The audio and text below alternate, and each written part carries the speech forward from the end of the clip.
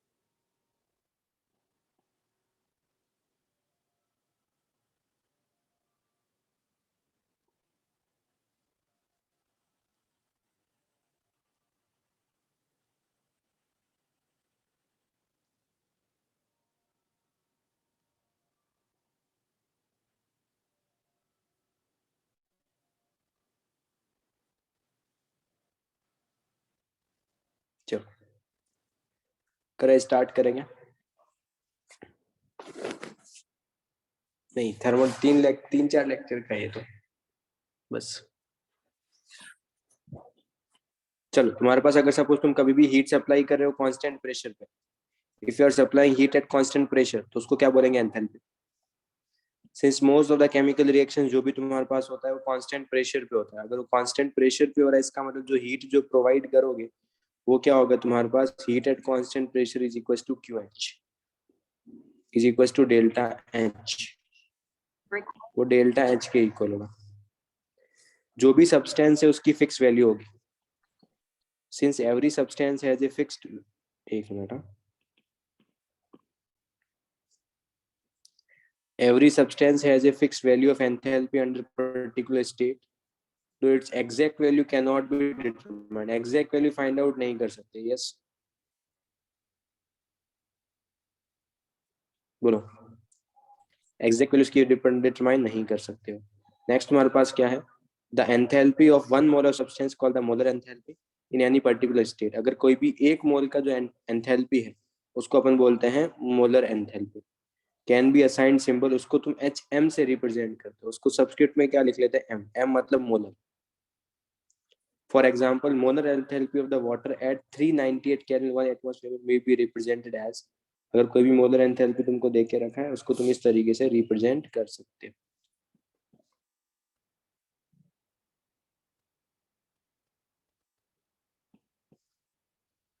HM H2O gas 398 kelvin 180, generally इस format में तुमको वो मिलेगा लिखा हुआ। In a simple words, enthalpy can be considered as a heat constant of a substance and during reaction this heat is being absorbed या फिर released। जो भी तुम्हारे पास हीट होगा या तो एब्जॉर्ब होगा या फिर वो रिलीज होगा।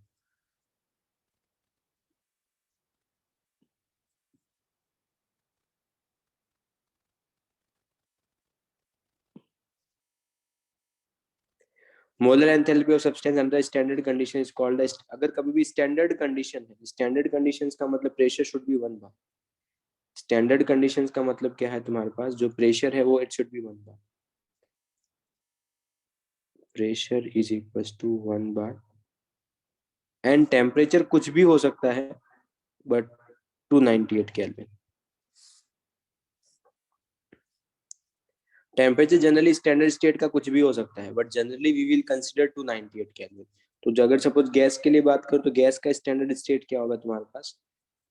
For gas standard state means the ideal gas at 1 bar partial pressure at any given temperature. Liquid के लिए भी वही, सॉलिड के लिए भी वही, सब्सटेंस और आयन सॉल्यूशंस के लिए भी तुम्हारे पास वहां पर मोलैलिटी 1 होना चाहिए। मोलैलिटी शुड बी 1, या फिर तुम उसको मोलैरिटी भी ले सकते हो, उसमें कुछ ज्यादा डिफरेंस नहीं। बट टेम्परेचर कुछ भी हो सकता है, बट अपन हमेशा टेम्परेचर की क्या कंडीशंस लेते हैं? 298 केल्विन लेते हैं टेम्परेचर को। The molar standard enthalpy of water at 398 kelvin will be represented as H0 H2O gas, 398 kelvin. अगर मोलर एंथैल्पी है तो उसको H0M लिख लेंगे। ये जो नॉट है वो स्टैंडर्ड के लिए यूज करते हैं अपन। तो नॉट के लिए अगर सपोज मैंने कभी भी नॉट यूज करा तो लेट्स से जी नॉट मतलब standard gives free energy. S0 standard तुम्हारे पास एंट्रोपी, S0 क्या है तुम्हारे पास? Standard entropy. और अगर तुमने यहाँ पर M लगा लिया तो मोलर एंथैल्पी या फिर मोलर गिव्स free energy at standard state, S0M लगा लिया, molar entropy at standard state. इस तरीके से तुम चीजें लिख सकते।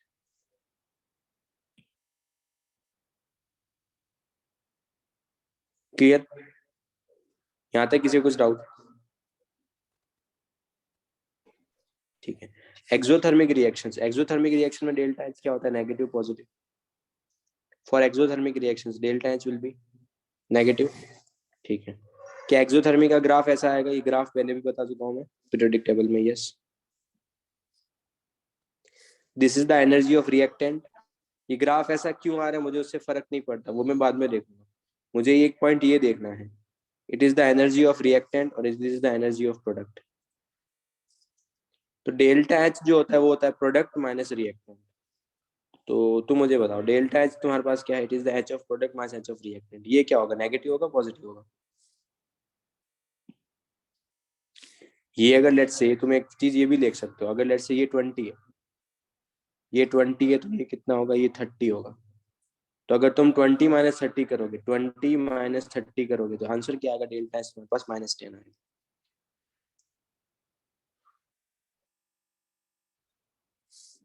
ठीक है। तो delta H R of P, R R it will give P. इसका डेल्टा एच कितना है? इसका -10 है लेट्स से।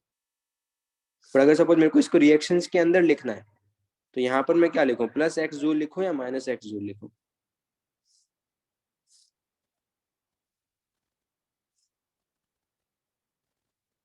प्लस माइनस तुम उसको वैसे सोच सकते हो। देखो, अगर ये प्रोडक्ट का एनर्जी है, ठीक है, और ये कि रिएक्टेंट का एनर्जी है, अगर प्रोडक्ट के एनर्जी में कुछ ऐड करोगे, अगर प्रोडक्ट के एनर्जी में कुछ ऐड करोगे तभी तो रिएक्टेंट मिलेगा। यस, अगर प्रोडक्ट के एनर्जी में कुछ ऐड करेंगे तभी तो रिएक्टेंट मिलेगा। ये सुनो, इसलिए अगर मेरे को यहाँ पे लिखना है तो मैं यहाँ पर साइन क्या लिखूंगा? मैं यहाँ पे साइन लिखूंगा प्लस एक्स किलो जूल पर मोल। यस, और वही अगर मैं रिएक्टेंट से प्रोडक्ट जाना है, मुझे रिएक्टेंट से प्रोडक्ट जाना है तो फिर मैं क्या करूंगा? सब्ट्रैक्ट। रिएक्टेंट में से कुछ एनर्जी सब्ट्रैक्ट करूंगा तभी तो प्रोडक्ट मिलेगा।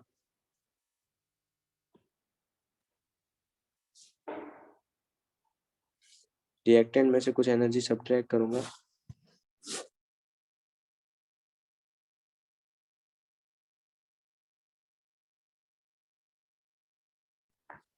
ये क्लियर है सबको?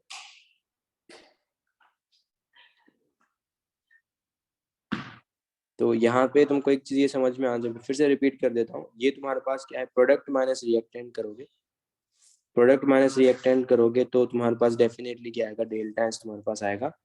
प्रोडक्ट माइनस रिएक्टेंट से वो आएगा नेगेटिव।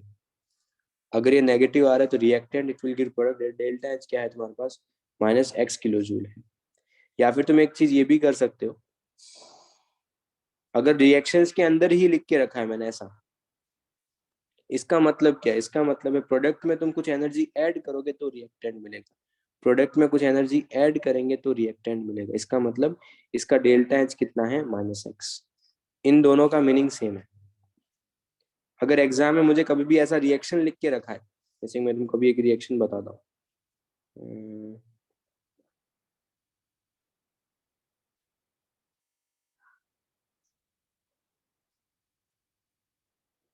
जैसे कि ये है, ये वाला रिएक्शन, तो इसका डेल्टा एच क्या होगा, फर्स्ट रिएक्शन का डेल्टा एच क्या होगा?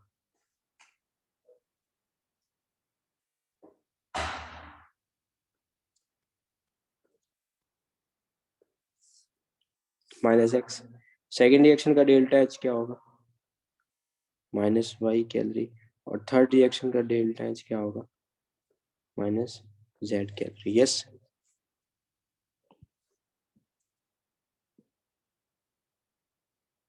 Yes, no?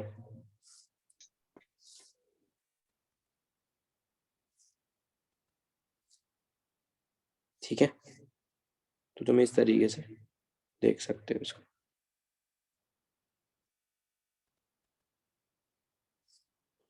अब एक्सोथर्मिक रिएक्शंस कौन कौन सी होती है? अगर कोई भी कंबशन रिएक्शन है, क्या वो एक्सोथर्मिक होगा? यस।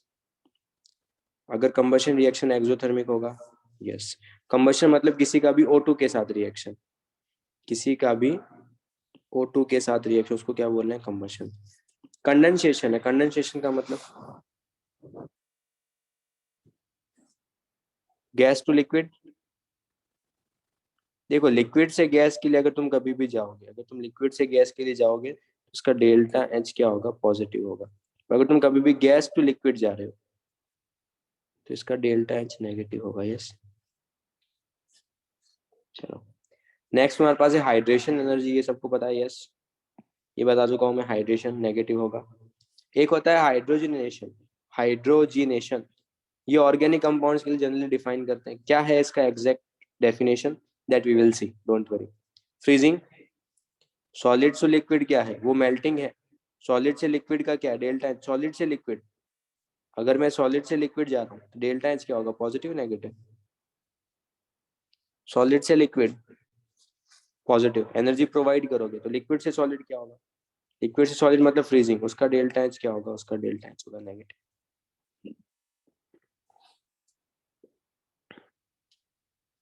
बच्चे, फोर्थ पॉइंट हाइड्रोजनेशन बताऊंगा बाद में, यही बोला है मैंने। डेफिनेशन कुछ भी नहीं बताया madam. Resonance energy delta H negative. Yes. Neutralization reaction, acid base reaction, उसका डेल्टा एच भी क्या होगा? नेगेटिव होगा। यस। नेक्स्ट हमारे पास लैटिस फॉर्मेशन, उसका भी क्या होगा? डेल्टा एच नेगेटिव होगा। यस।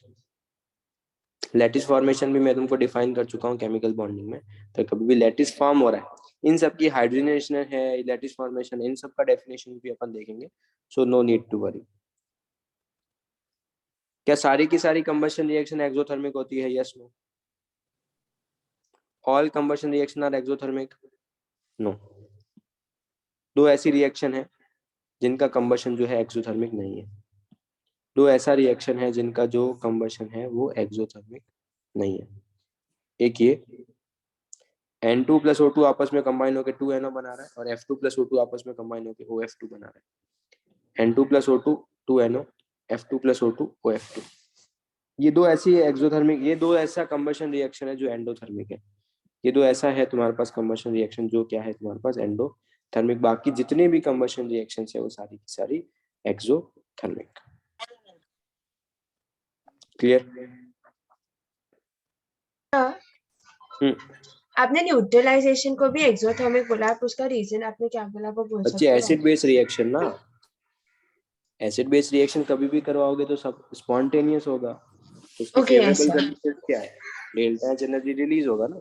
हाँ सर, ठीक है। अगर एसिड बेस का टाइट्रेशन भी कराओगे तभी भी एनर्जी रिलीज ही होता है ना उसका। Yes sir. क्लियर? ठीक है। बट अगर एग्जाम में कभी भी क्वेश्चन आया तो ये कंबशन को छोड़ के जितनी भी रिएक्शंस है दे आर ऑलवेज नेगेटिव, उनका डेल्टा एच हमेशा क्या होगा? नेगेटिव होगा। कंबशन में दो रिएक्शन को छोड़ के तुम्हारे पास तुम्हारे पास क्या होगा? ये एंडोथर्मिक है, बस दैट्स इट। चलो, एंडोथर्मिक का ग्राफ ऐसे आएगा। इस बार प्रोडक्ट ऊपर होगा, रिएक्टेंट नीचे होगा। यस। प्रोडक्ट ऊपर, रिएक्टेंट नीचे। तो अगर मैं प्रोडक्ट माइनस रिएक्टेंट करूंगा तो डेल्टा एच क्या आएगा, पॉजिटिव आएगा नेगेटिव आएगा? H of product minus H of reactant, तो डेल्टा एच क्या आएगा, पॉजिटिव नेगेटिव? तो पॉजिटिव आएगा, यस। और क्या मैं ऐसा बोल सकता हूँ, इस बार बताओ, प्रोडक्ट में से क्या करूँ, सब्ट्रैक्ट करूँ या ऐड करूँ? प्रोडक्ट में से क्या करूंगा, सब्ट्रैक्ट करूंगा। रिएक्टेंट में क्या करूंगा, ऐड करूंगा।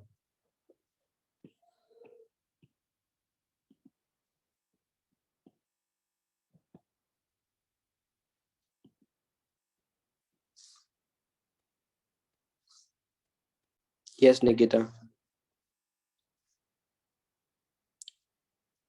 क्लियर? तो एग्जाम में ऐसे कंफ्यूज नहीं हो सकता है, रिएक्शन में मैंने ऐसे -10 दे के रखा है, हो सकता है मैंने रिएक्शन में आर इटल की प्रोडक्ट और -10 किलो जूल लिख के रखा है। -10 किलो जूल का मतलब क्या है, कि इसका डेल्टा एच -10 किलो जूल नहीं, इसका डेल्टा एच +10 किलो जूल। ये मिस्टेक कॉमन मिस्टेक है, ये नहीं करनी है अपने को। ओके,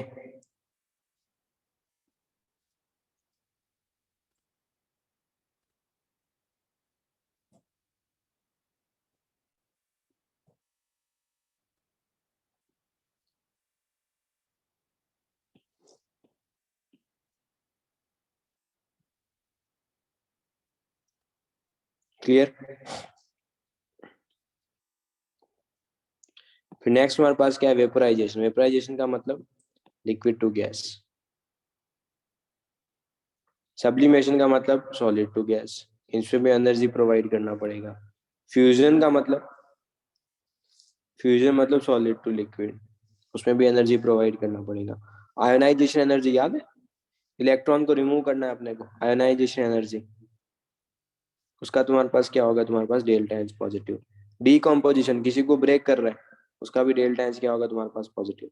बॉन्ड डिसोसिएशन, बॉन्ड को ब्रेक करना है, तो बॉन्ड अगर फॉर्मेशन हो रहा है तो एक्सोथर्मिक होगा, बॉन्ड अगर डिसोसिएशन है मतलब बॉन्ड को अगर तुम ब्रेक कर रहे हो तो वो एंडोथर्मिक होगा।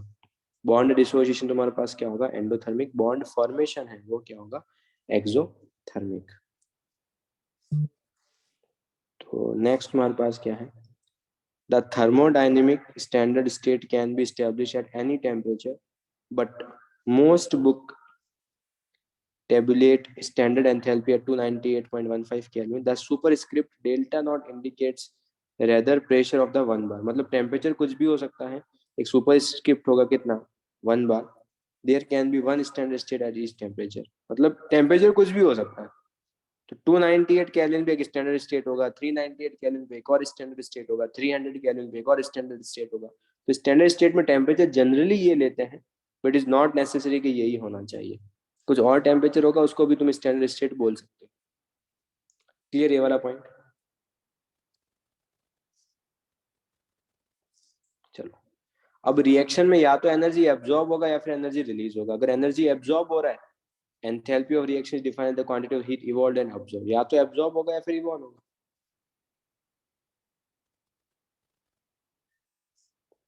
ठीक है, हाँ टेम्परेचर स्पेसिफाई नहीं होगा, 298 केल्विन ले सकते हो स्टैंडर्ड स्टेट के, बट जनरली वो स्पेसिफाई होगा, और मोस्ट ऑफ द केसेस में यही होता है।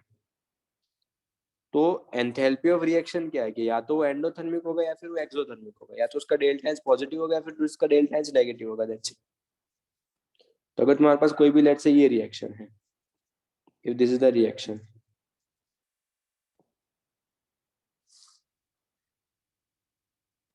इवॉल्व मतलब एनर्जी रिलीज हो रहा है, यार क्या पूछ रहे हैं, अबे इवॉल्व का मतलब नहीं पता क्या तेरे को?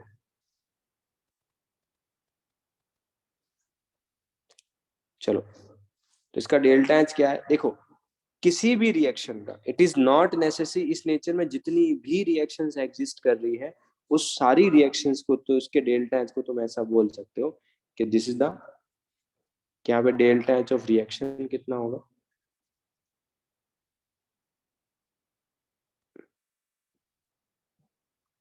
-183.92।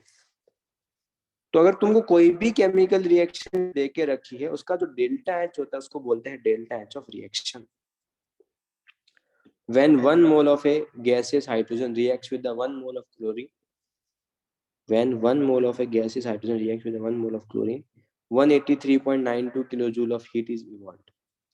इतना हीट अपने पास इवॉल्व होता है। The heat of reaction for the above chemical reactions मैंने देखे, उसको क्या बोलते हैं, उसको बोलते हैं उस रिएक्शन का हीट कितना, हीट ऑफ रिएक्शन। याद नहीं करना है गंवार, क्या याद कर ले कुछ भी।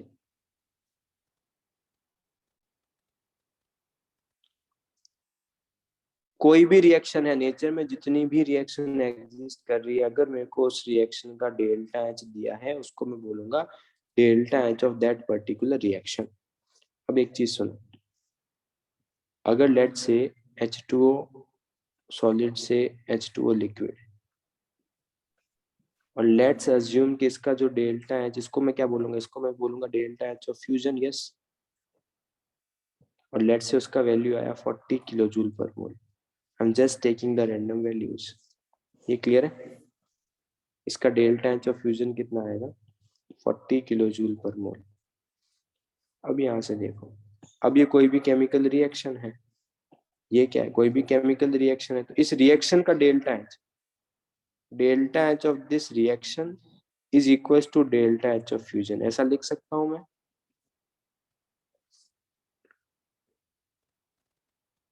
ठीक है, अच्छा, अगर मैंने यहां पर इसको ऐसे मल्टीप्लाई कर लिया कि अब ये फ्यूजन है क्या, अब ये फ्यूजन नहीं है। अब इसको मैं फ्यूजन के लिए कंडीशंस क्या है तुम्हारे पास, 1 मोल H2O सॉलिड से 1 मोल H2O लिक्विड ही बनना चाहिए। उसका स्टोइचियोमेट्री हैज टू बी 1, उसका स्टोइचियोमेट्री हैज टू बी 1, उसका स्टोइचियोमेट्री 1 ही होना चाहिए, यहाँ पर भी 1 और यहाँ पर भी 1। अगर वो स्टोइचियोमेट्री 1, अगर यहाँ पर और यहाँ पर वो स्टोइचियोमेट्री 1 नहीं है, यहाँ पर भी 1 नहीं है और यहाँ पर भी 1 नहीं है, इसका मतलब मैं यहाँ से क्या बोल सकता हूँ कि वो डेल्टा एच ऑफ फ्यूजन के इक्वल नहीं होगा। तो इस रिएक्शन का लेट से, हाँ, इस रिएक्शन को तुम डेल्टा एच फ्यूजन नहीं बोल सकते,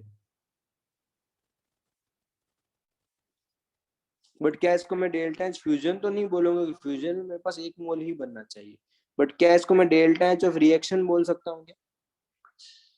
हाँ, डेल्टा एच ऑफ रिएक्शंस के लिए कोई भी बाउंडेशन नहीं है, रिएक्शन फ्यूजन के इक्वल हो भी सकता है, नहीं भी होगा। अगर 1 मोल बनेगा तो फ्यूजन के इक्वल, 2, 3, 5, 10, 15, 20 कुछ भी बन रहा है तो उसको मैं डेल्टा एच ऑफ रिएक्शन बोल सकता हूँ, फ्यूजन नहीं बोलूंगा। और अभी डेल्टा एच ऑफ रिएक्शन कितना होगा, अगर 1 मोल के लिए 40 था तो अभी तुमने उसका 2 मोल्स ऑब्टेन करना है, तो कितना होगा उसका, 80 किलो। ये सबको समझ में आता है? तो डेल्टा एच ऑफ रिएक्शन को 1 मोल लेने की इतना ऐसा कोई कॉम्प्लेक्स? जरूरी नहीं है।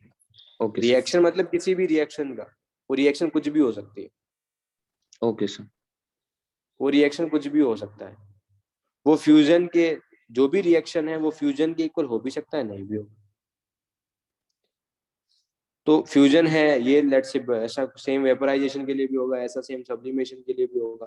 तो delta H of reaction fusion के लिए, सब्लिमेशन के लिए, और फ्यूजन है, सब्लिमेशन है, वेपोराइजेशन है, किसी के भी इक्वल हो भी सकता है, नहीं भी सकता। 1 बनेगा तो उसके इक्वल होगा, नहीं बनेगा तो नहीं होगा। ओके पर उस सर, रिएक्शन का जो डेल्टा एच होगा उसको डेल्टा एच ऑफ रिएक्शन बोल सकते हैं अपन। ओके सर, तो जिस तरीके से फ्यूजन के लिए डेफिनेशन क्या है, फ्यूजन के लिए कंडीशन क्या है तुम्हारे पास, यहाँ पर इसका स्टोइचियोमेट्री कितना होना चाहिए, 1 होना चाहिए। तो थर्मोकेमिस्ट्री में वही है, तुमको पहले डेफिनेशंस देखनी है। First of all you have to see the definitions, किसका क्या, डिफरेंट डिफरेंट डेफिनेशंस क्या है आपके पास। Enthalpy of formation, enthalpy of combustion, enthalpy of neutralisation, enthalpy of solution, bond dissociation enthalpy, hydrogenation enthalpy, ये सारे enthalpy we are going to deal with in this thermochemistry. तो जिस तरीके से फ्यूजन के लिए कंडीशन क्या है कि तुमको 1 मोल ऑफ सॉलिड को कन्वर्ट करना है 1 मोल ऑफ लिक्विड में, ये डेल्टा एच फ्यूजन का डेफिनेशन है, यस। वैसे तुमने आयनाइजेशन भी पढ़ा होगा, मैंने तुमको पीरियोडिक टेबल में आयनाइजेशन का भी डेफिनेशन बताया। कोई बता सकता है कि what is the definition of ionization? What is the definition of ionization? Sir मैं बोलूं?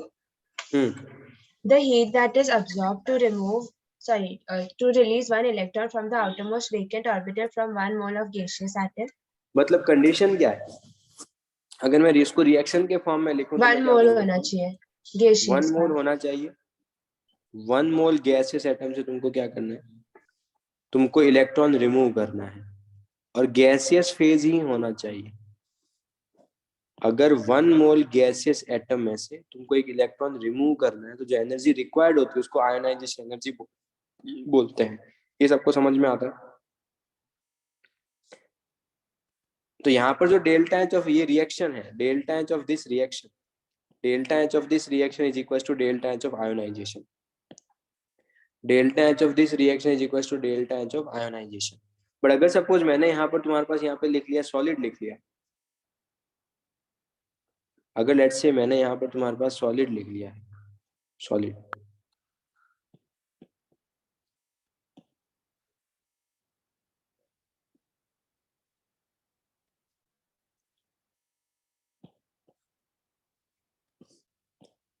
क्या अब ये आयनाइजेशन एनर्जी का डेफिनेशन है? नाउ ये आयनाइजेशन एनर्जी का डेफिनेशन नहीं है. क्या होना चाहिए? गैसेस. बट क्या ये डेल्टा एच ऑफ रिएक्शन लिख सकता हूँ? इस डेल्टा एच में कुछ ना कुछ एनर्जी रिलीज होगा. यस, रिएक्शन लिख सकते हो. तो जिस तरीके से आयोनाइजेशन में 1 मोल होना चाहिए, गैसेस एटम्स होने चाहिए, जिस तरीके से तुम्हारे पास फ्यूजन में सॉलिड से लिक्विड में कन्वर्ट होना चाहिए, और 1 मोल का ही कन्वर्ट होना चाहिए. तो ये सब कुछ जो चीजें हैं, तो इसी से अपने को डिफाइन करना पड़ेगा. ऐसे अपने को अराउंड 12 to 13 डेफिनेशंस डिफाइन करनी है, जिसमें से हार्डली 4 से 5 ही इंपॉर्टेंट है, जिसपे मैक्सिमम प्रॉब्लम्स बनने हैं. बट पूरा थर्मोकेमिस्ट्री इसी पे बेस्ड है. That's it. तो सबसे पहले क्या है? Enthalpy of formation. फॉर्मेशन है जो मोस्टली अपन वी विल ट्राई कि आज के क्लास में वो खत्म हो जाए.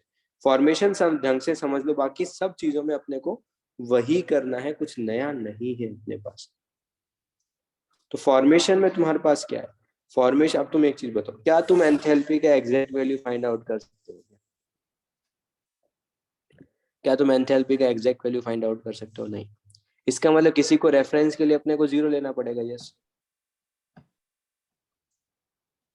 तो जो एलिमेंट्स के लिए एंथैल्पी जो होता है वो 0 लेते हैं, पर उसमें भी कंडीशन है. क्या? The standard enthalpy of a formation of every element in its most stable natural occurring form. मतलब कोई भी एलिमेंट है, जैसे कि ऑक्सीजन का एटम है, ऑक्सीजन का एटम का मोस्ट स्टेबल फॉर्म क्या है? ऑक्सीजन के एटम का, ऑक्सीजन मतलब नेचर में किस फॉर्म में एग्जिस्ट करता है? O2. O2 में भी कहां पर? गैसियस फेज में. तो delta H formation of O2 जो गैस है, वो तुम्हारे पास क्या होगा? 0.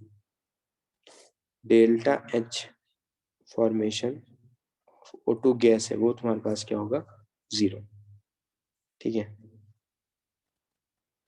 ऑक्सीजन, ऑक्सीजन किस फॉर्म में एग्जिस्ट करेगा?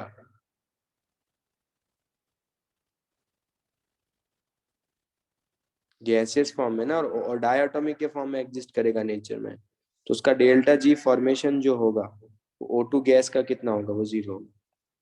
Delta G formation of O2 gas, delta G formation of O2 gas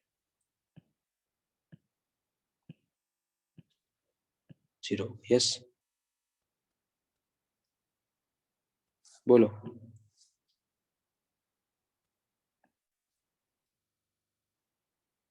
तो delta H not formation of O2 gas क्या होगा? 0.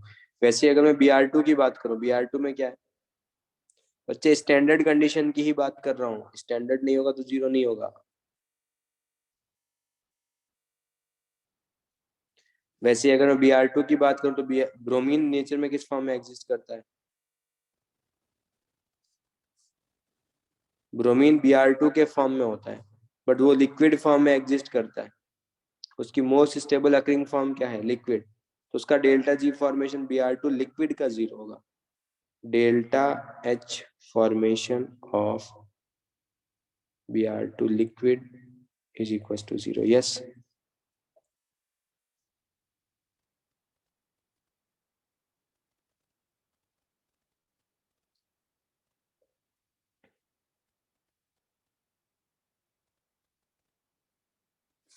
चलो, तो delta H naught formation of Br2 liquid it should be 0.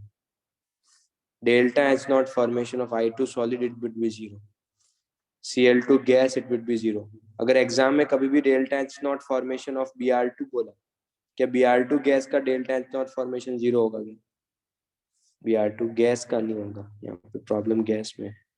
अगर तुमने gases form में लेके रखा है तो फिर वो 0 नहीं होगा. लिक्विड फॉर्म में है then it will be 0. Yes, Cl2 gas 0. अगर delta H formation of C graphite है,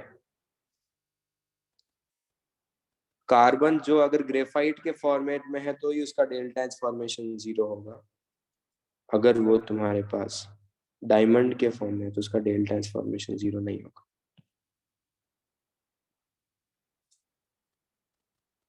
अबे याद रखना है क्यों क्या.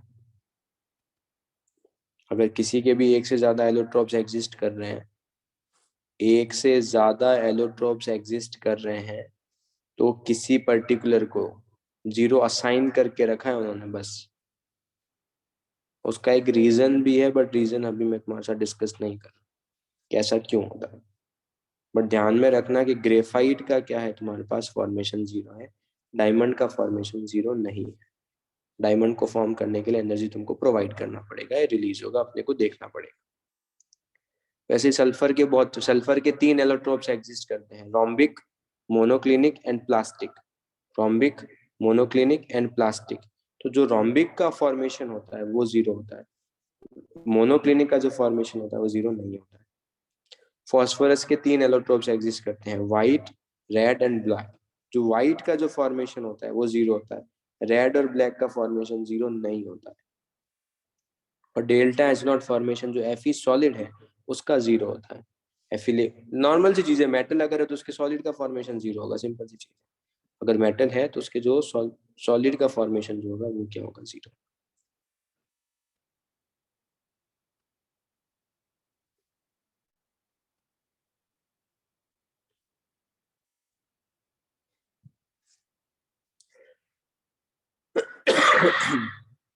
यार प्रथमेश, तुमको चीजें बोलता हूँ कि कुछ चीजें याद कर लो, रीजनिंग नहीं दे रहा, इसका मतलब नहीं समझ पाओगे.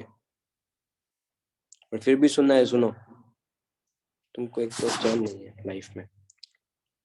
P4 व्हाइट अनस्टेबल होता है, P4 ब्लैक स्टेबल होता है.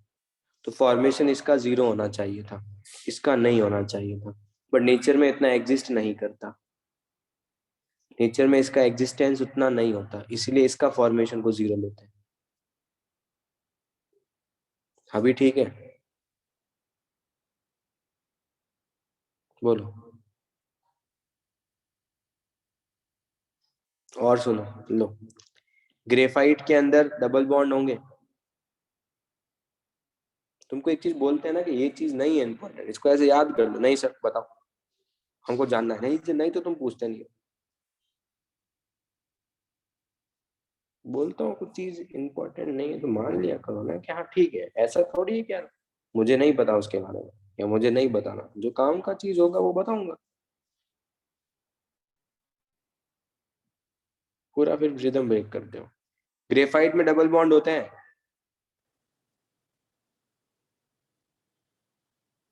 क्या ग्रेफाइट में डबल बॉन्ड होते हैं क्या? ग्रेफाइट का स्ट्रक्चर पता है, लेयर्ड स्ट्रक्चर होता है. ग्रेफाइट में लेयर्ड स्ट्रक्चर होता है, वो पता है क्या? और वहां पे बहुत सारी बेंजीन की रिंग्स होती है एक लेयर में, ये एक लेयर्ड स्ट्रक्चर.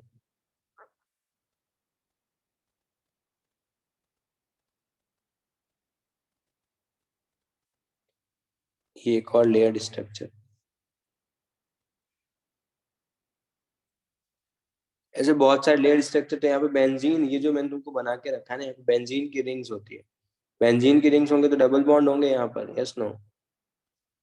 डबल बॉन्ड होगा तो रेजोनेंस होगा, यस नो. क्या डायमंड में ऐसा रेजोनेंस पॉसिबल है क्या? थर्मोडायनेमिकली कौन ज्यादा स्टेबल होगा, ग्रेफाइट या डायमंड? अभी ठीक है प्रथमेश? ठीक है. तुम कभी कभी इतना डेप्थ में पूछते हो ना, मन तो मुझे ऐसा करता है कि तुमको है ना ऐसे डेप्थ वाले प्रॉब्लम ही एग्जाम में देने चाहिए, कि तुम्हारा डाउट्स ही ऐसे होते हैं. बोला इम्पोर्टेंट नहीं है। नहीं सर बताओ। Sorry sir. सॉरी सर नहीं यार, मतलब जो चीज बोला है उसका कुछ रीजन होगा ना। अब तुम मुझे बताओ, इसमें से कुछ कुछ लोगों को ग्रेफाइट का स्ट्रक्चर नहीं पता होगा। पता है क्या तुम सब लोगों को ग्रेफाइट का स्ट्रक्चर? तो फिर कुछ चीजें ऊपर से गई होगी।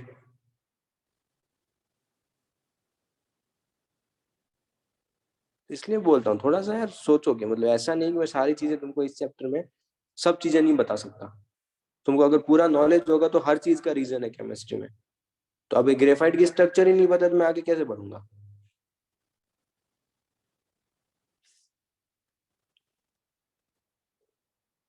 तो मान लिया करो, कोई चीज बोले ना कि हाँ सर ने एक चीज बोली कि हाँ सर तो बच्चे ये चीज अभी समझ में नहीं आएगा, तो उसको लिख लिया करो। अगर तुमको ऐसा लगता है कि ठीक है इन फ्यूचर समझ में आएगा तो तुम मुझे चैप्टर पे पूछ लिया करो कि सर ये कौन से चैप्टर में आएगा, और लिख लिया करो साइड में कि उस चैप्टर में आएगा, वहां जाके सर को पूछ लेंगे, अगर तुमको इतना ही लर्न करना है तो। बट थोड़ा माना करो यार, कभी कोई चीजें बोलते हैं तो। अच्छा चलो। तो एलिमेंट में अपने को क्या देखना है कि जो भी मोस्ट स्टेबल, मतलब नेचर में तुमको जिस भी फॉर्मेट में देखिए, जैसे ऑक्सीजन एटम है वो टू गैस के फॉर्म में होगा, Cl2 है क्लोरीन के एटम से वो क्लोरीन गैस के फॉर्म में होगा, ब्रोमीन जो है वो लिक्विड के फॉर्म में होगा। तो इन सब का जो फॉर्मेशन होगा वो तुम्हारे पास क्या होगा? जीरो होगा। तो एग्जाम में इसका फॉर्मेशन जीरो नहीं होगा। एक तो ये चीज ध्यान रखना। फिर कंपाउंड्स के लिए कैसे डिफाइन करके रखा है? कंपाउंड्स के लिए क्या है? द हीट इवॉल्व और heat absorb when one mole of a substance, enthalpy of formation. अगर मुझे कंपाउंड का लिखना है, सबसे इंपॉर्टेंट चीज है मुझे कंपाउंड का एक मोल चाहिए। मुझे कंपाउंड का एक मोल फॉर्म करना है। मुझे कंपाउंड का एक मोल फॉर्म करना है। और किससे फॉर्म करना है? उसके कॉन्स्टिट्यूएंट एलिमेंट से। किससे फॉर्म करना है? उसके कॉन्स्टिट्यूएंट एलिमेंट से, जो कि most stable natural occurring form में होना चाहिए। Most stable natural occurring form में होना चाहिए।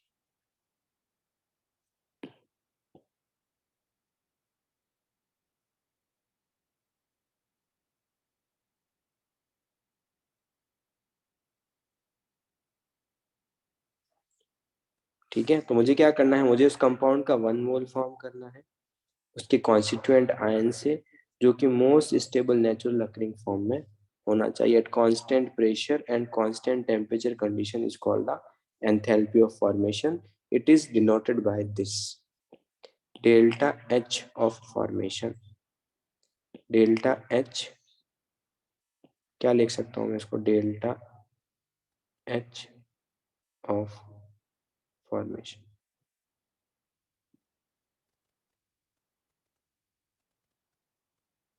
क्लियर? ओके। तो मुझे क्या करना है? मुझे CO2 फॉर्म करना है। लेट्स से मुझे CO2 फॉर्म करना है, तो कौन कौन से एलिमेंट से फॉर्म करूंगा बताओ? मुझे कंपाउंड CO2 फॉर्म करना है, तो कौन कौन से फॉर्म करूंगा? कार्बन से। एलिमेंट बोल रहा हूँ मैं, सिर्फ कंपाउंड नहीं बोल रहा। तो मैं कार्बन और ऑक्सीजन से फॉर्म करूंगा। यस, मैं क्या करूंगा? कार्बन से फॉर्म करूंगा और ऑक्सीजन से फॉर्म करूंगा। बट कार्बन का भी मुझे कौन सा फॉर्म लेना है जो कि मोस्ट स्टेबल है? तो कार्बन का मैं क्या लूंगा? ग्रेफाइट लूंगा या डायमंड लूंगा? ग्रेफाइट, क्योंकि कार्बन का जो ग्रेफाइट फॉर्म है वो ज्यादा स्टेबल है। और ऑक्सीजन के लिए क्या लूंगा मैं? ऑक्सीजन के लिए लूंगा मैं O2। ऑक्सीजन के लिए लूंगा मैं O2 गैस।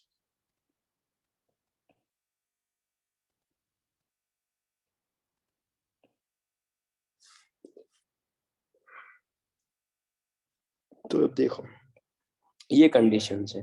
मतलब मुझे सबसे पहले तो क्या देखना है? मुझे सबसे पहले देखना है कि मुझे CO2 का एक मोल चाहिए, साथ ही साथ मुझे यहाँ पर ये ग्रेफाइट चाहिए, साथ ही साथ मुझे ऑक्सीजन भी गैसेस फॉर्म में चाहिए। अगर मैंने इसको 2 से मल्टीप्लाई कर दिया, क्या ये डेल्टा एच फॉर्मेशन है क्या? क्या 2 टाइम्स ऑफ CO2 कर दे, क्या ये डेल्टा एच फॉर्मेशन है? नहीं। बट क्या ये डेल्टा एच ऑफ रिएक्शन बोल सकता हूँ क्या मैं इसको? हाँ, डेल्टा एच रिएक्शन में कोई प्रॉब्लम नहीं है। डेल्टा एच रिएक्शन में कोई प्रॉब्लम नहीं है। एक और चीज सुनो, अगर लेट से इस रिएक्शंस के लिए जो डेल्टा एच है वो +10, इस रिएक्शन का जो डेल्टा एच है वो +10, तो इस रिएक्शन का डेल्टा एच कितना होगा? तुमने पूरी रिएक्शन को 2 से मल्टीप्लाई कर दिया, तो अगर इस रिएक्शन का डेल्टा एच 10 है तो इस रिएक्शन का डेल्टा एच कितना होगा? 20 होगा। तो क्या मैं ऐसा बोल सकता हूँ, it is not the definition of delta H formation of CO2, क्योंकि 1 नहीं है। प्रॉब्लम कहाँ है यहाँ पे कि ये क्या है, तुम्हारे पास 1 नहीं है।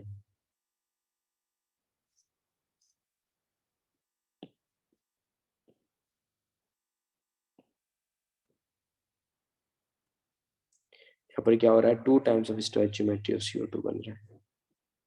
It is not the definition of delta H formation of CO2 gas, not the definition of delta H formation of CO2 gas.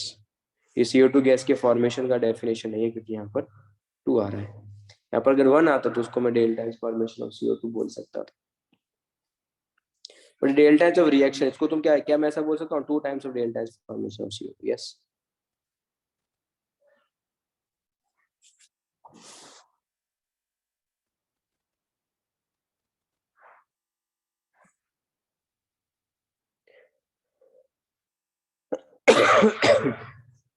तुम स्टैंडर्ड स्टेट में ले लो, तुम किसी भी नॉर्मल स्टेट में भी ले लो, फिर भी अपन फॉर्मेशन जो है वो इन दोनों का 0 ही लेंगे। ठीक है, मैं जनरली स्टैंडर्ड स्टेट में 0 लेना चाहिए अपने को, बट स्टैंडर्ड स्टेट में ही जनरली अपन डिफाइन करते हैं। क्लियर? अगर कांस्टेंट प्रेशर और टेम्परेचर होगा तो भी चल जाए। तो इसका मतलब ये डेल्टा एच फॉर्मेशन फर्स्ट वाला है, फर्स्ट वाला डेल्टा एच फॉर्मेशन का डेफिनेशन है, सेकंड वाला नहीं है। क्या थर्ड वाला है क्या डेफिनेशन डेल्टा एच फॉर्मेशन? नहीं। क्यों नहीं है?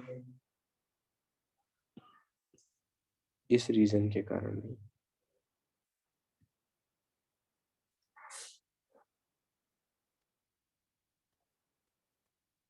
क्लियर?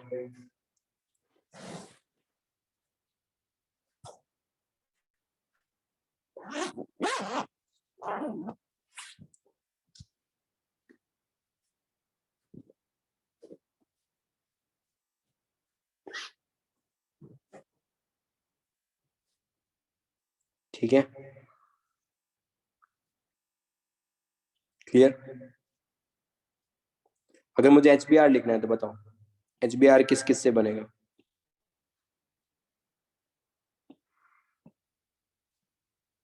मुझे HBr चाहिए गैसियस फॉर्म में, तो हाइड्रोजन प्लस ब्रोमीन। हाइड्रोजन का कौन सा most stable occurring form? H2 gas.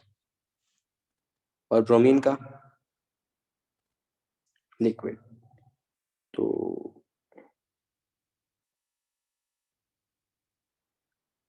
क्या ये सही है, ए सही है या सी सही है?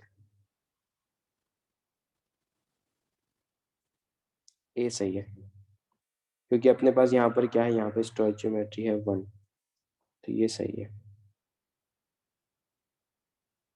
यहाँ पर गलती यहाँ पर है, सेकंड वाला गलत है क्योंकि Br2 गैस है। थर्ड वाला गलत है क्योंकि यहाँ पे स्टोइचियोमेट्री 2 आ रहा है। क्या इसको मैं ऐसा बोल सकता हूँ, it is the delta H of reaction equal to 2 times of delta H formation of HBr gas? Yes.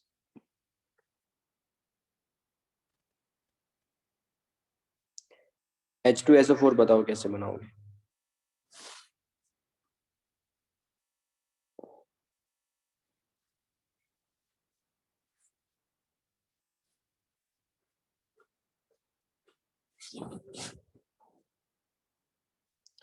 Hydrogen H2, sulphur का क्या होना चाहिए, रोम्बिक S8 और oxygen gas.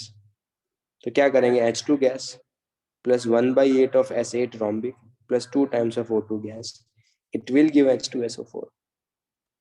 It will give H2SO4 और स्टोइचियोमेट्री कितना होना चाहिए इसका, 1।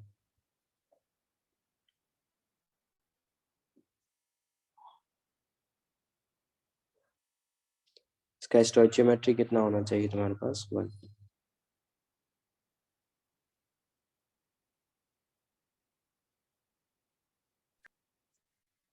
क्लियर?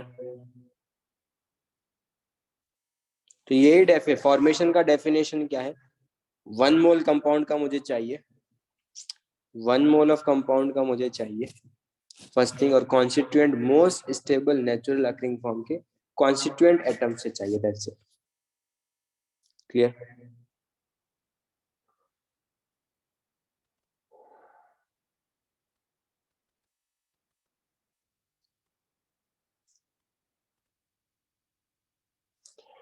क्या मैं डेल्टा एच ऑफ रिएक्शन को ऐसा लिख सकता हूँ?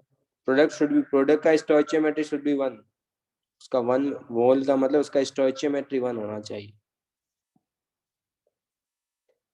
क्या डेल्टा एच ऑफ रिएक्शन को H of product minus H of reactant लिख सकता हूँ क्या? तो प्रोडक्ट मतलब delta H formation of CO2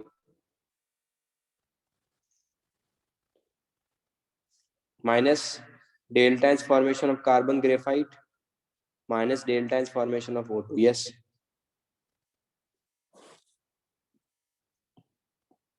तो ये तो 0 होगा और ये भी 0 होगा, यस।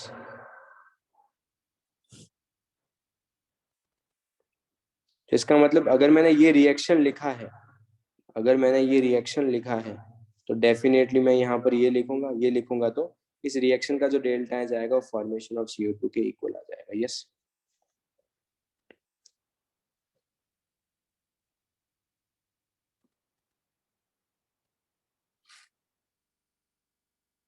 अगर ये 2 होता, अगर ये कभी भी 2 होता, फिर यहाँ पे 2 times of delta H formation of CO2 आता है, यस। अगर यहाँ पे डायमंड होता, अगर यहाँ पे डायमंड होता तो फिर यहाँ पर डायमंड आता, अगर यहाँ पर डायमंड होता तो फिर यहाँ पर डायमंड आता, यस। फिर डायमंड का क्या 0 बोल सकता था क्या मैं? नहीं बोल सकता, ये चीज ध्यान। क्लियर?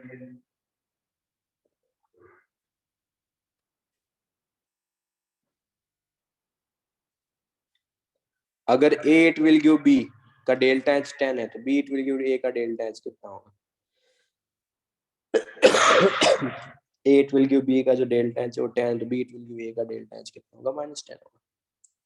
इसके डेल्टा एच को कैसे लिख सकता हूँ? H of B minus H of A, उसको X लिखता हूँ, लेट्स से। तो अगर इसका तुम्हारे पास X है तो दूसरे वाले का कितना होगा तुम्हारे पास? -X होगा। इसका अगर तुम्हारे पास X है तो दूसरे वाले का कितना होगा? -X। और लॉजिकल चीज है, क्योंकि यहाँ पर मैं क्या लिखूंगा? H of B minus H of A लिखूंगा, और यहाँ पर क्या लिखूंगा? H of A minus H of B लिखूंगा, तो डेफिनेटली वो -X होगा, यस। तो रिएक्शन को रिवर्स करने से डेल्टा एच का साइन उल्टा हो जाता है। अगर इसका 10 है तो इसका -10, इसका 10 तो इसका -10, इसका 10 तो इसका -10, 10 -10। अगर 8 विल गिव प्रोडक्ट है तो 2 times of 8 will give 2 times 8 will give product का डेल्टा एच अगर 10 है तो 2 times of 8 will give 2 times of B का डेल्टा एच कितना होगा? 20 होगा। तो अगर इसका डेल्टा एच x तो इसका डेल्टा एच कितना होगा? इसका delta H 2 times of x होगा।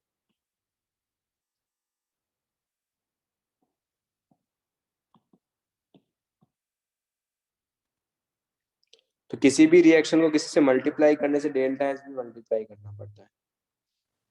अगर तुमने रिवर्स कर लिया तो साइन नेगेटिव हो जाएगा।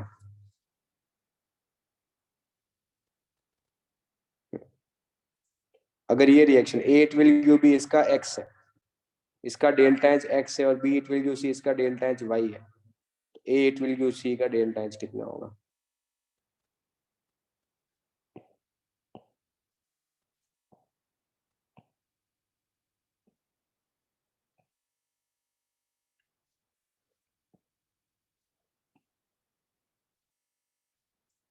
इन दोनों को अगर मैं ऐड करूंगा तो उसका डेल्टा एच कितना होगा?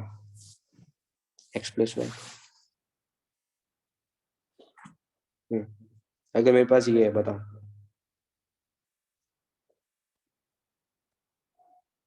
ये दोनों इसका x है, इसका y है, इन दोनों की हेल्प से मुझे ये बनाना है, इन दोनों की हेल्प से मुझे ये चाहिए।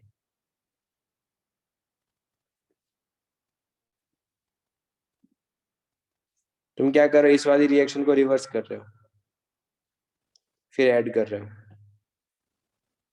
तो क्या वो x माइनस वाई हो जाएगा क्या?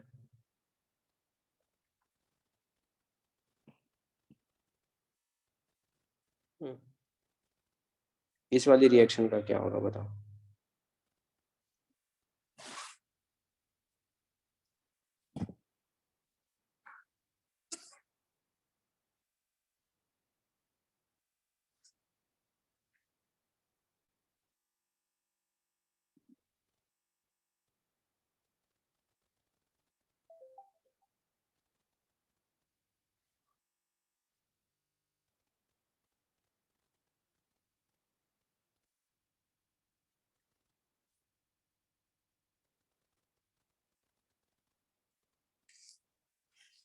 x minus 2y।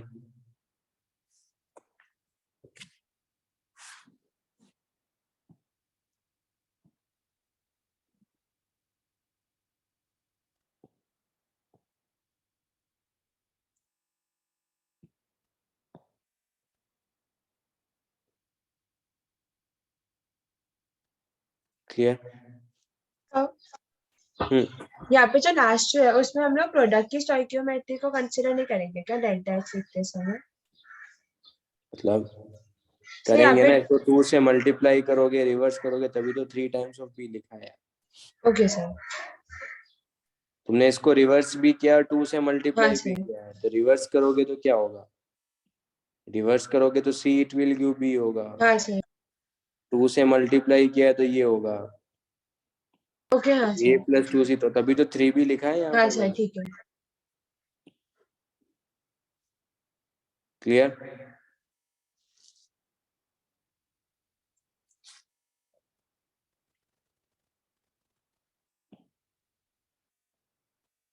यही है थर्मोकेमिस्ट्री में, यही करना, डेफिनेशंस पढ़नी है, उसके बाद डेल्टा एच को ऐड करना है, that's it.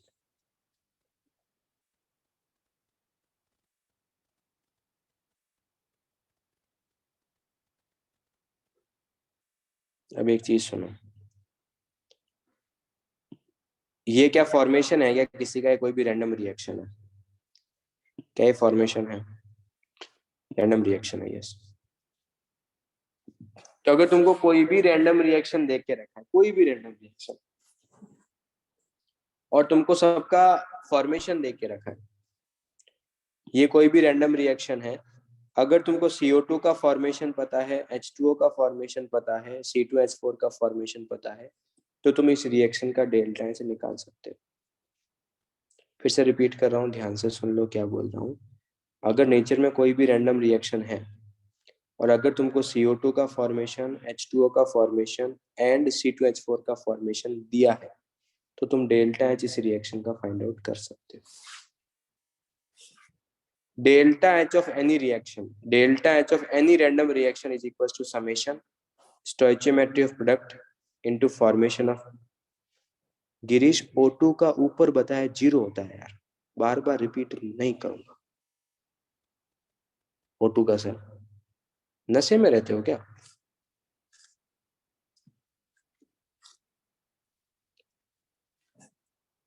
Stoichiometry of product into formation of product minus stoichiometry of reactant into formation of reactant.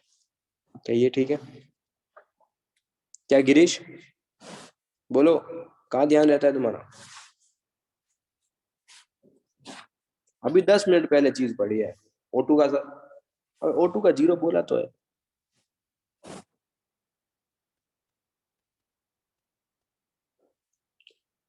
तो एग्जाम में कोई भी किसी भी रिएक्शन का डेल्टा एच निकालना है, और सबका फॉर्मेशन दिया है तुम्हें, सबका क्या दिया है, फॉर्मेशन दिया है, तो तुम ये फॉर्मूला अप्लाई करके stoichiometry of product into formation of product minus stoichiometry of reactant into formation of reactant लिख सकते हो। क्लियर?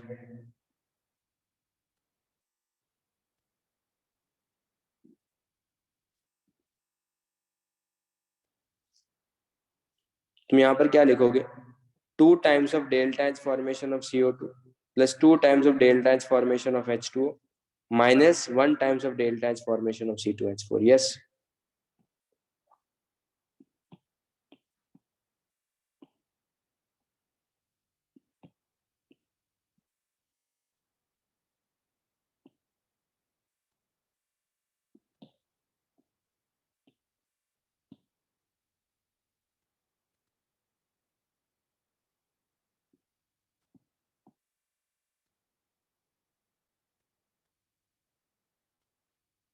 और ये 0 होगा O2 का, यस।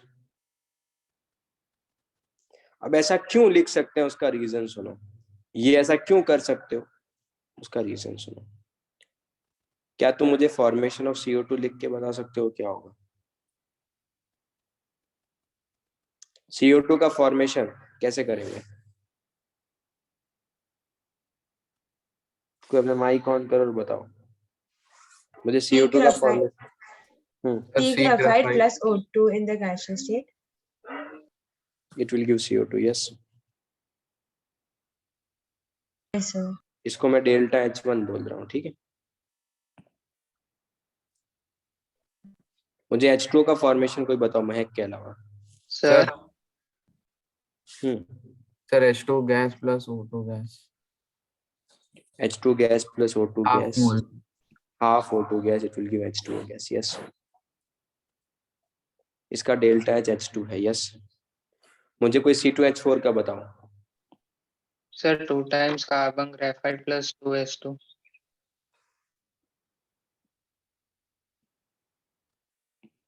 ये ठीक है, बोलो। अपने को ये रिएक्शन चाहिए।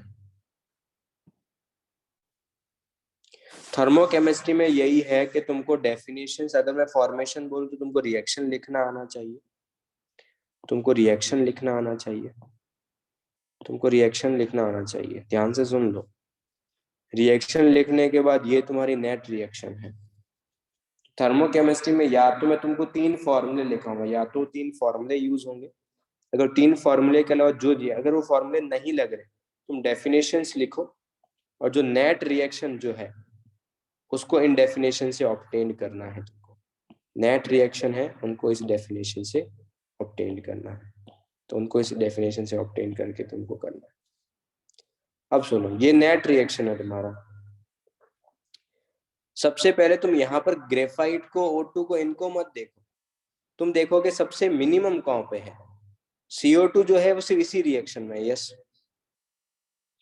CO2 जो इसी रिएक्शन में है, H2O जो है वो भी इसी रिएक्शन में, और C2H4 तुम्हारे पास इसी रिएक्शन में। अब एक और चीज सुना,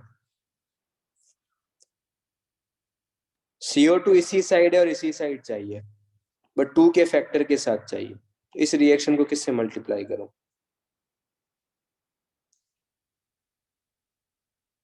2 से।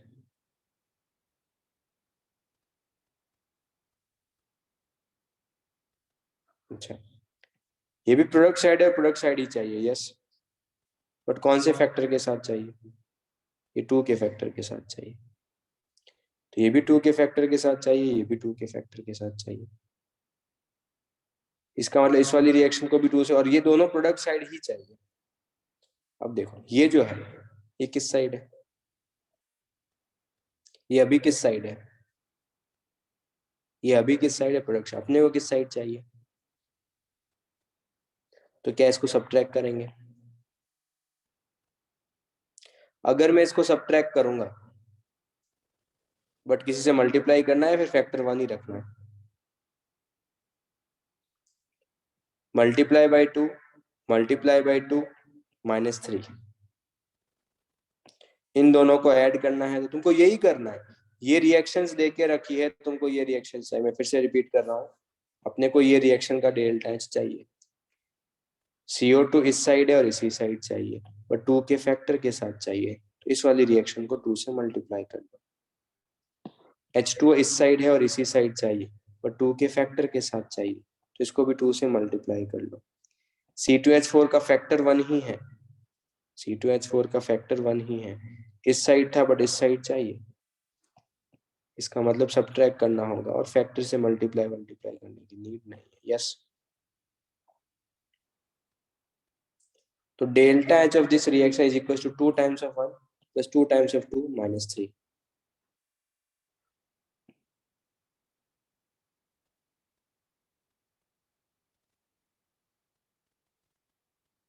इसको तुम क्या लिख सकते हो? 2 times of delta H formation of CO2 plus 2 times of delta H formation of H2O minus delta H formation of C2H4। यही तो लिखा है। यही तो लिखा था यहाँ पे। अब समझ में आया ऐसा क्यों कर रहे हैं।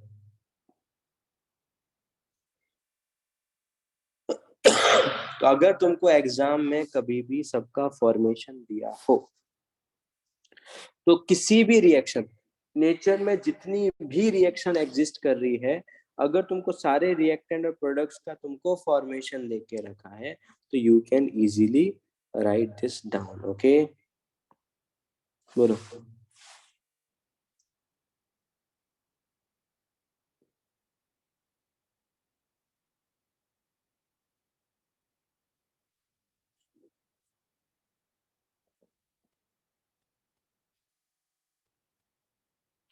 अगर तुमको एग्जाम में कोई भी रैंडम रिएक्शन देके रखा है और सबका फॉर्मेशन देके रखा है, तो you can apply this formula. Okay Nikita,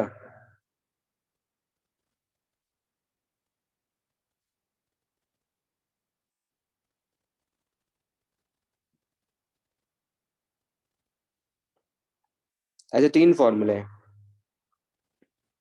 तो ये थर्मोकेमिस्ट्री का बेस है। This is the base of thermochemistry. 3 फॉर्मूले, मतलब इतना ही है, कंसेप्ट वाइज थर्मो इतना ही है।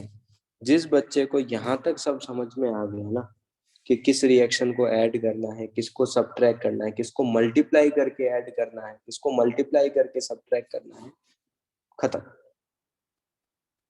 इतना ही, ज्यादा कुछ दिमाग नहीं लगाना। और ये 3 फॉर्मूले हैं, दैट्स इट। मैं इन्हीं कंसेप्ट का यूज करके थर्मोकेमिस्ट्री खत्म कर दूंगा। ये क्या है, इसको देखो। अगर तुमको एग्जाम में सबका फॉर्मेशन दिया है, जितने भी रिएक्टेंट और प्रोडक्ट है सबका अगर फॉर्मेशन दिया है, तो उस रिएक्शन का जो डेल्टा एच होगा वो होगा summation stoichiometry of product into formation of product minus summation stoichiometry of reactant into formation of reactant. Clear?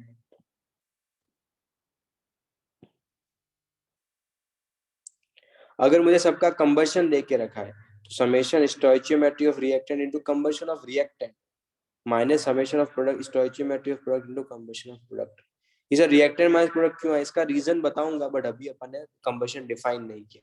जब कंबशन डिफाइन करूंगा तो इसका रीजन भी बताऊंगा। और वही तुम सेम चीज बॉन्ड डिसोसिएशन के लिए भी लिख सकते हो, bond dissociation of reactant minus product, bond dissociation minus reactant minus product. अब एक और चीज सुनो, बॉन्ड डिसोसिएशन जो है वो हमेशा गैसियस के लिए ही अप्लीकेबल है। बाकी ये दोनों सर यहाँ पर कुछ भी फॉर्मेशन में, सॉलिड लिक्विड गैस कुछ भी हो सकता है, कंबशन में भी सॉलिड लिक्विड गैस कुछ भी हो सकता है, but whenever you will apply this formula, you have to check that all the substance will be in the gaseous form, all the substance will be in the gaseous form, all the substance will be in the gaseous form. Clear?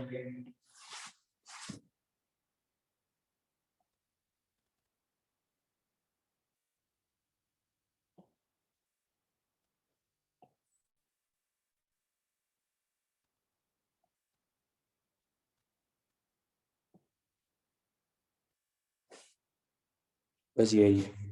अभी बाकी दोनों ध्यान नहीं रखना, अभी अपने को ये याद रखना। अगर मुझे किसी भी केमिकल रिएक्शन में सबका फॉर्मेशन देके रखा है और उस रिएक्शन का डेल्टा एच निकालना है या फिर डेल्टा एच गिवन है, तो you can apply this formula. यहाँ तक किसी भी बच्चे को कुछ भी डाउट है तो दे कैन आस्क। अपना माइक ऑन करो, डाउट पूछ लो। थर्मोकेमिस्ट्री में इसके अलावा कुछ भी, अगर तुमको यहाँ तक समझ में आ गया तो सारे प्रॉब्लम्स हो जाएंगे। यहाँ तक भी नहीं समझ में आया तो तुमको थर्मोकेमिस्ट्री 0 समझ में आने वाला है, बिल्कुल समझ में नहीं आएगा।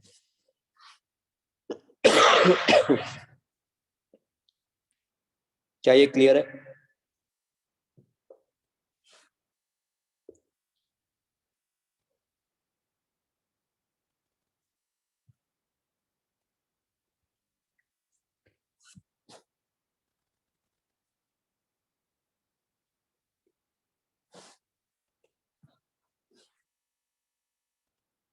यस सफा। हाँ, लास्ट वाले फॉर्मूले में ही गैसेस फॉर्म में होना चाहिए। यहाँ पर सॉलिड लिक्विड गैस, यहाँ पर सॉलिड लिक्विड गैस, कुछ भी हो सकता है, मुझे फर्क नहीं पड़ता। इन फॉर्मूले पे फर्दर डिस्कशंस करेंगे कहाँ से आ रहा है ये फॉर्मूला, बट 3 ही फॉर्मूले लिखने थे जिनका यूज इसलिए मैंने साथ में लिख के रखे हैं बस। फॉर्मेशन में प्रोडक्ट माइनस, बच्चे व्हाट्सएप के डाउट्स अभी तो नहीं लूंगा ना यार, क्लास के बाद ही लूंगा। ये सफा 3 बार वो सेम चीज पूछ चुके हो। मैं जस्ट सोच रहा हूँ कि यार मैं इग्नोर करता हूँ और तुम वही चीज बोल रहे हो कंटिन्यूअसली। तुम फर्स्ट टाइम लेक्चर अटेंड कर रहे हो क्या? तो फिर डाउट्स तो बाद में ही होते हैं ना, लेक्चर के बीच में होते हैं।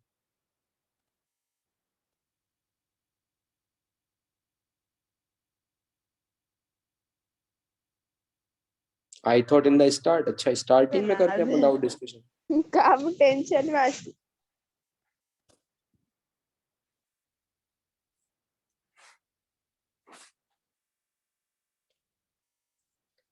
तो फॉर्मेशन का ये फॉर्मूला तुमको ध्यान में रखना है, दैट्स इट। डन।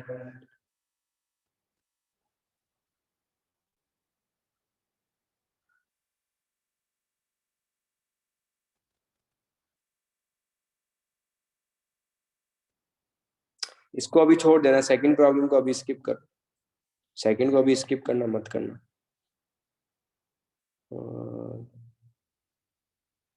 ये 3 प्रॉब्लम करो, take a screenshot of that. अभी स्क्रीन शेयरिंग बंद हो जाएगा, I am coming in 5 minutes. Take a screenshot of that, second problem मत करना, फर्स्ट थर्ड एंड फोर्थ करना। Take a screenshot of that and yeah, I'm coming in 5 minutes.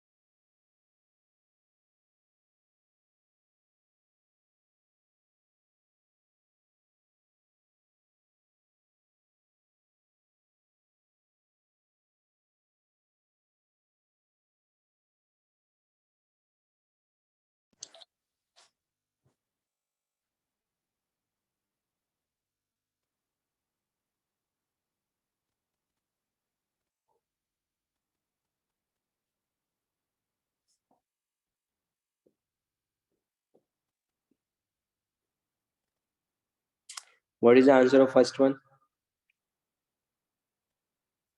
D कोई भी नहीं है, कोई भी उसका रिएक्शन नहीं है। CO2 का फॉर्मेशन कैसे लिखूंगा? मैं लिखूंगा C graphite plus O2 gas,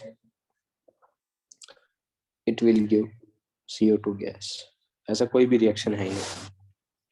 what is the answer of next one? A, good.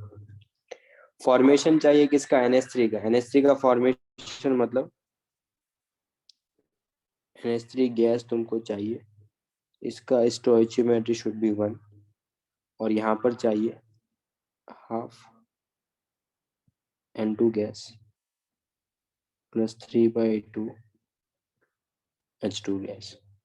मुझे इस रिएक्शन का डेल्टा H चाहिए। इस रिएक्शन में यहाँ पे स्टोइचियोमेट्री 2 है, स्टोइचियोमेट्री 2 है, अपने को क्या चाहिए? स्टोइचियोमेट्री 1 चाहिए। तो रिएक्शन को हाफ से डिवाइड करोगे तो डेल्टा H भी तुम्हारे पास हाफ हो जाएगा। क्लियर?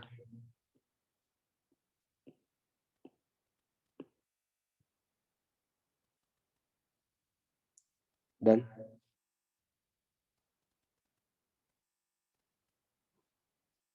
नेक्स्ट,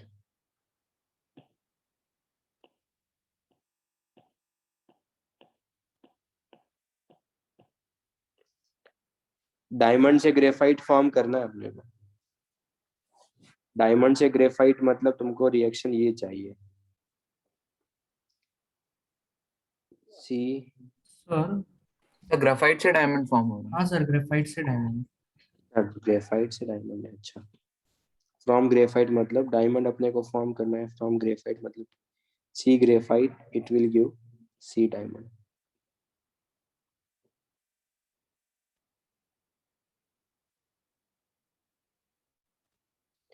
इसका मतलब अपने को क्या चाहिए? अपने को ग्रेफाइट इसी साइड चाहिए बट डायमंड ऑपोजिट साइड चाहिए। तो क्या इसको मैं, इसके डेल्टा एच को क्या मैं ऐसा लिख सकता हूँ कि it is 2 - 1? Yes, no? Minus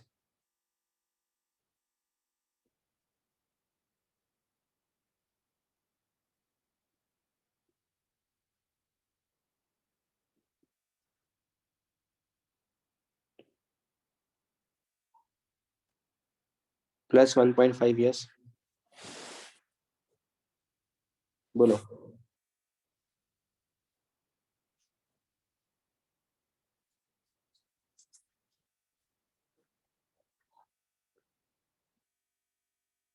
इसको एक बार ट्राई करो। इसमें इसका कुछ यूज नहीं है फॉर्मेशन का, बट सोच सकते हो, थोड़ा सा दिमाग लगा सकते हो, नॉर्मल है। और यूनिट का ध्यान रखना थोड़ा सा।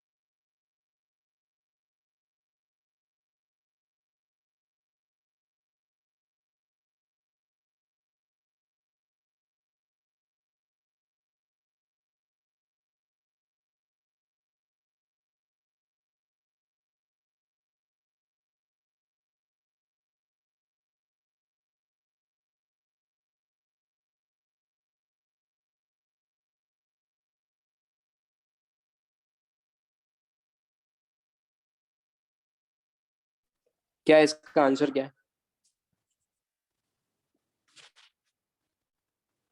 ए, ओके। देखो इसके अंदर क्या हो रहा है तुम्हारे पास, ये सिंपल एनर्जी इक्वेट करना है अपने को, और कुछ भी नहीं करना है। एक ह्यूमन है, वो तुम्हारे पास क्या कर रहा है, जो अपनी 50 energy, 100 gram of glucose energy equivalent to the 1560, वो 50% यूटिलाइज कर रहा है, बाकी जो भी है तुम्हारे पास वो पर्सपायर के फॉर्म में तुम्हारे पास बाहर निकल रहा है, मतलब वाटर का इवोपरेशन हो रहा है सिंपली। तो वाटर का कितना एनर्जी इवोपरेट हो रहा है, वो इवोपरेट हो रहा है 1560 इंटू 50/100। ये सारा का सारा इवोपरेट हो रहा है, किस फॉर्मेट में हो रहा है तुम्हारे पास, वाटर के फॉर्मेट में। तो ये एनर्जी किस में देख के रखा है, ये एनर्जी तुम्हारे पास हो जाएगा किलो जूल। और सबसे इंपॉर्टेंट चीज ये है कि 1 मोल वाटर को इवोपरेट होने के लिए इतनी एनर्जी चाहिए। तो can I simply find out, अगर मैं इसको मोल्स ऑफ वाटर से मल्टीप्लाई कर लूं 44 को, तो can I simply find out कि मोल्स ऑफ वाटर कितने इवोपरेट हुए होंगे? यस सर, बोलो। 50% उसने यूज किया है, 50% इवोपरेट हो रहा है। जितना एनर्जी इवोपरेट हो रहा है वो सारा का सारा किस फॉर्मेट में हो रहा है, वो वाटर के फॉर्मेट में हो रहा है। तो उसको can I simply say that moles of H2 into 44? Yes no.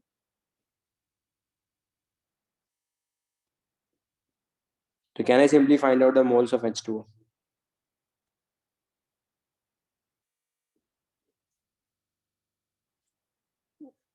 कितना आ रहा है ये? 17.27.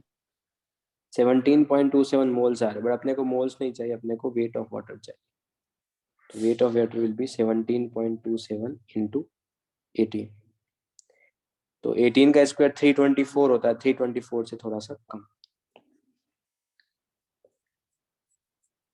17.27 ही आ रहा है क्या?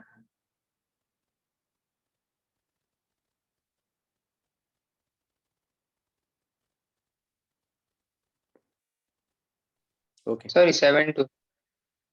तो फिर वही ना,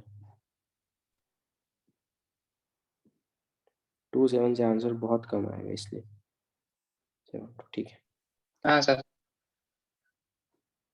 क्या, what is the answer of next one? तुमको ये फर्स्ट रिएक्शन देके रखा है, सेकंड देके रखा है, थर्ड का देके, तुमको फॉर्मेशन ऑफ KOH निकालना है। तो KOH मतलब K plus half O2 gas plus half H2O plus KOH solid. तुमको जो एक्वस वाला पार्ट है यहाँ पर और यहाँ पर, ये हटाना है। सॉलिड इस साइड है, बट तुमको इस साइड चाहिए। तो देखो मतलब कैसे करके इन तीनों को किस तरीके से रीअरेंज करूं सच दैट कि मुझे ये रिएक्शन मिल जाए।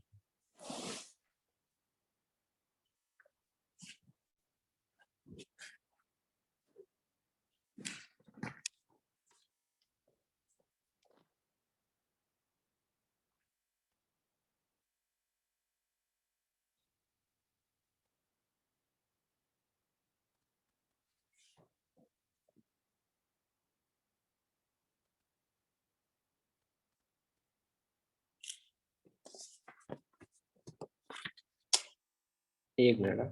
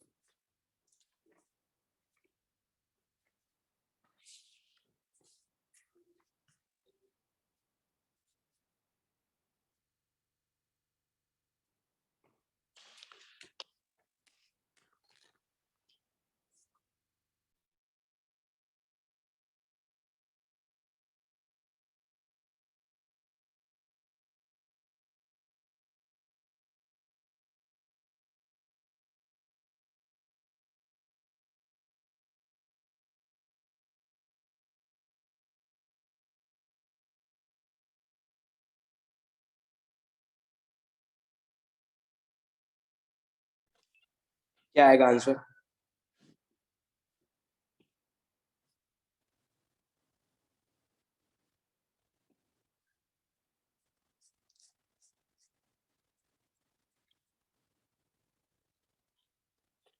बी। देखो सॉलिड इस साइड है बट इस साइड चाहिए, इसका थर्ड को तो सब्ट्रैक्ट करना है। अच्छा, अब एक और चीज देखो, तुमको एक्वस नहीं चाहिए तो अगर जब जब तुम इसको सब्ट्रैक्ट करोगे तो ये इस साइड आ जाएगा। केएच एक्वस अगर तुम सब्ट्रैक्ट करोगे तो इस साइड आएगा, उसको मुझे कैंसिल आउट करना है यार। तो कैंसिल आउट करने के लिए क्या मुझे सेकंड रिएक्शन को ऐड करना पड़ेगा? ये सबको समझ में आता है क्या? मैं फिर से रिपीट कर रहा हूँ, जब इसको अपने को केएच सॉलिड प्रोडक्ट साइड है तो इसको मुझे रिवर्स करना होगा। जैसे ही मैं रिवर्स करूंगा केओएच एक्वस इस साइड आ जाएगा। यस, पर मुझे केओएच एक्वस सॉल्यूशन इस रिएक्शन में नहीं चाहिए, तो मैं क्या करूंगा, सेकंड रिएक्शन को ऐड कर दूंगा। यस, बोलो। सेकंड रिएक्शन को ऐड किया, ऐड मतलब H2 इसी साइड आई है। क्या मुझे H2 चाहिए क्या? तो फर्स्ट वाली रिएक्शन को भी क्या करूंगा मैं?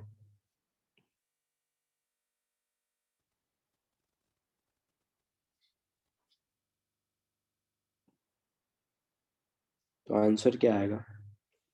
बी। यस।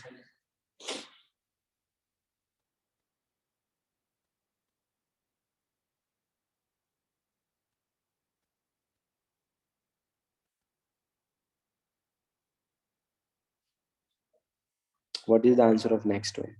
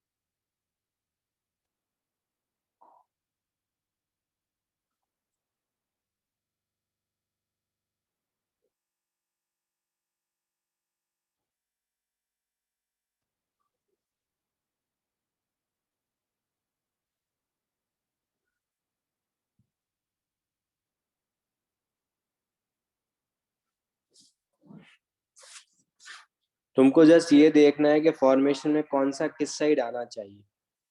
तो H2SO4 इस साइड ऐसी साइड आना चाहिए, उसके रेस्पेक्ट में SO3 एक्स्ट्रा आ रहा है तो SO3 को हटाना पड़ेगा। SO3 को हटाओगे तो कोई और टर्म्स एक्स्ट्रा आएगी, उसको हटाना पड़ेगा। तो इस तरीके से सोचना पड़ेगा तुमको।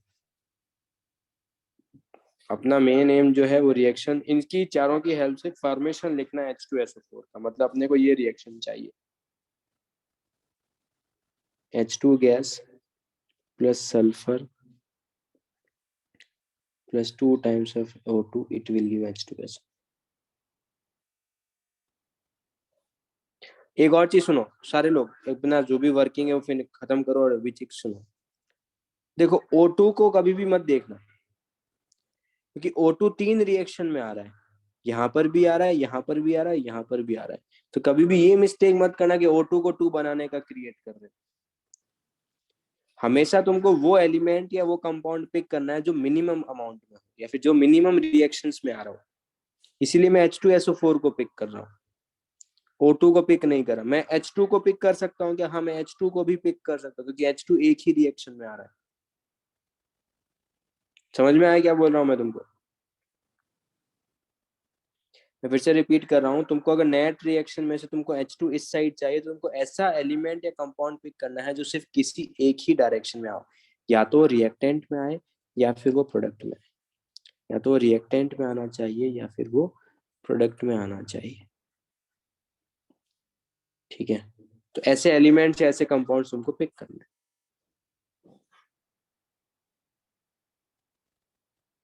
हाँ, अगर एक से ज्यादा रिएक्शन में आ रहा है और कोई ऑप्शंस नहीं है तो फिर अपने पास और कोई ऑप्शन बचेगा नहीं।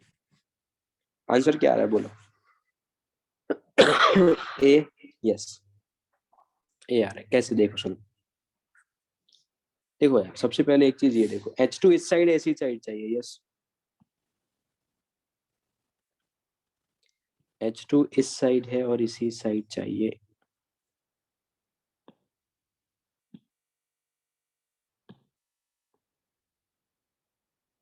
इसका मतलब फोर्थ को तो ऐड करेंगे इस रिएक्शन के लिए। ये लेट से फिफ्थ रिएक्शन, तो फोर्थ को ऐड करेंगे, थर्ड को भी ऐड करेंगे। ये सबको समझ में आता है क्या? क्योंकि H2SO4 प्रोडक्ट साइड है और प्रोडक्ट साइड ही चाहिए अपने, तो इसको भी ऐड करेंगे। नेक्स्ट, अब इसको देखो, अगर तुमने थर्ड रिएक्शन को ऐड किया तो SO3 तुमको चाहिए ही नहीं यार। SO3 अपने को चाहिए नहीं, वो एक्स्ट्रा क्रिएट हो रहा है। तो इसको हटाने के लिए सेकंड को क्या करूंगा? ऐड करूंगा। ये रिएक्टेंट साइड है, हटाना है, हटाना है, इसका मतलब SO3 प्रोडक्ट साइड चाहिए। तो तुमने क्या कर लिया? तुमने सेकंड को ऐड कर लिया। जैसे तुमने सेकंड को ऐड किया तुम्हारे पास SO2 क्रिएट हो गया, कहाँ पर? रिएक्टेंट साइड में। जैसे ही तुमने ऐड किया तुम्हारे पास SO2 क्रिएट हो गया, कहाँ पर? रिएक्टेंट साइड में। अगर SO2 तुम्हारे पास रिएक्टेंट साइड में क्रिएट हो गया, इसको हटाना है, तो फर्स्ट रिएक्शन को क्या करोगे?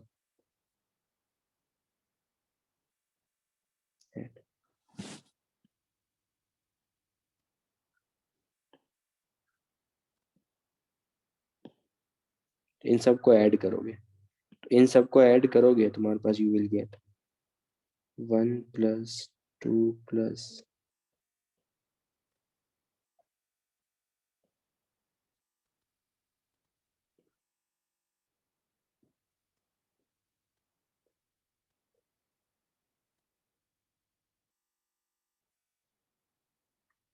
क्लियर?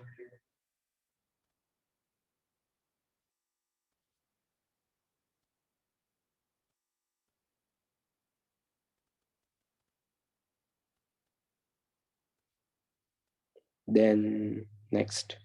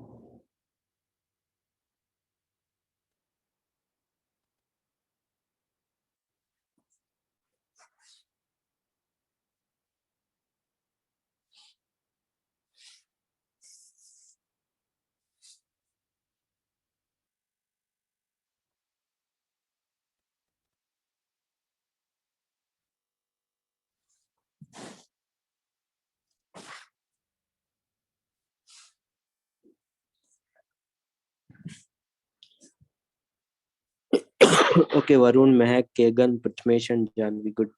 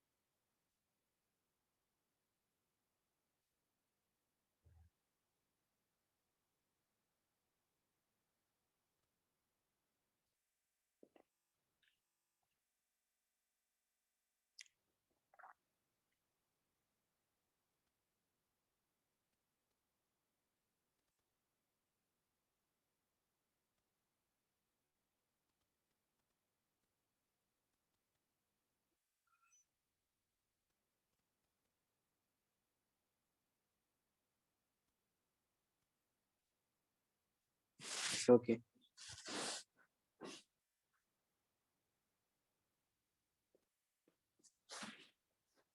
अच्छा. इस रिएक्शन का अगर तुमको डेल्टा एच फाइंड आउट करना, तुम किसको कैसे लिख सकते हो? देखो, एक तो चीज क्या अपने पास वो 4:3 के रेशियो में है, SO2 और CO2. तो क्या मैं ऐसा लिख सकता हूँ क्या, -265, ये सबका फॉर्मेशन दिया है तो और भी अच्छा चीज हो गया. 1 times of delta H formation of CO2 plus 2 times of delta H formation of SO2 minus वो delta H formation of CS2.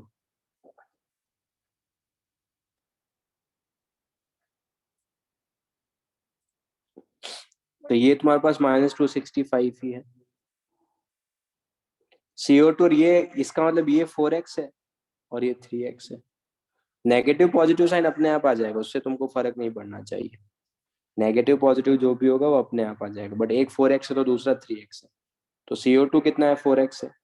तो 4x plus 3 times of, sorry 2 times of 3x plus 2 times of 3x minus formation किसका, CS2 का. CS2 का formation कितना है, +26. तो ये -26, ये ठीक है. बोलो. तो हो गया ये. तो 10 टाइम्स ऑफ x किसके इक्वल आया, -236 के. तो यहाँ से x किसके इक्वल आएगा,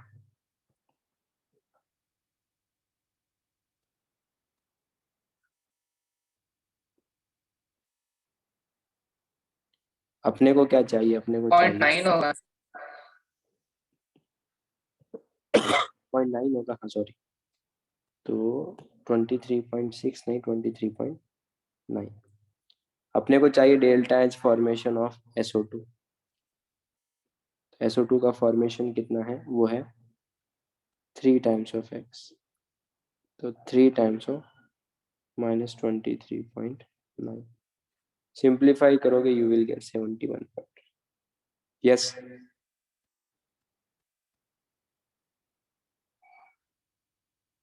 अपन एक ऊपर क्वेश्चन स्किप कर दिया.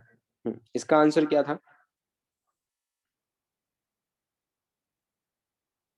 डी.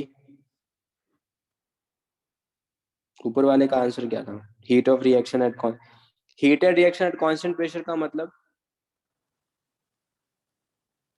Delta H. बोलो. और कांस्टेंट वॉल्यूम का मतलब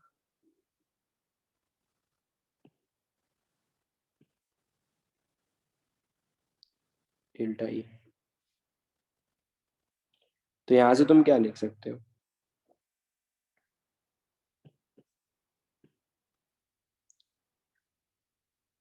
यहां से क्या मैं ये इक्वेशन लिख सकता हूँ क्या, delta H is equals to delta E plus delta NGRT. Yes. ठीक है. इसका डेल्टा एन जी कितना है?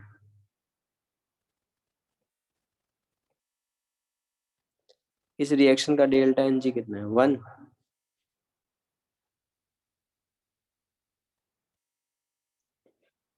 गिरीश तेरा ध्यान कहाँ रहता है यार? बिल्कुल तेरा ध्यान नहीं है।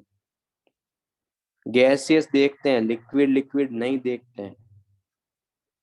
तुमको जितनी चीजें, जो चीजें बता के रखिए कि यहाँ पे गलतियां होगी, वही सेम गलतियां करते हो। क्या करो यार, मैं सॉरी। तो -3। तो यहाँ पर ये क्या है? यहाँ पर ये है QP और ये क्या है? QV। -3 into 8.314 into 298।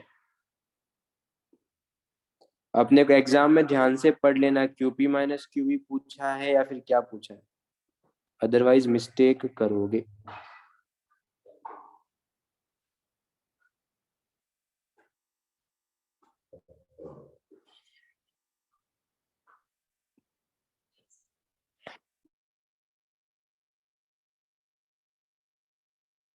ठीक है,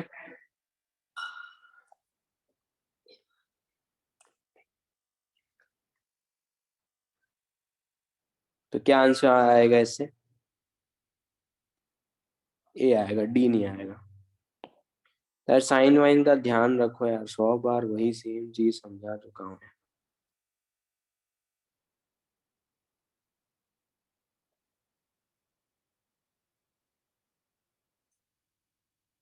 कोई 1 बोल रहा है डेल्टा एन जी, किसी कोई साइन की गलती कर रहा है। हर चीज को कितनी बार एक्सप्लेन करूं?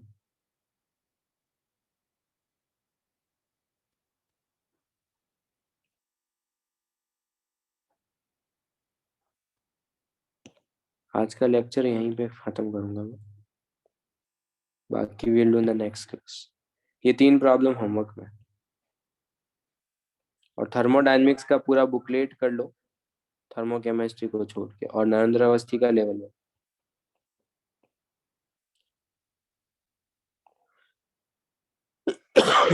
क्लियर?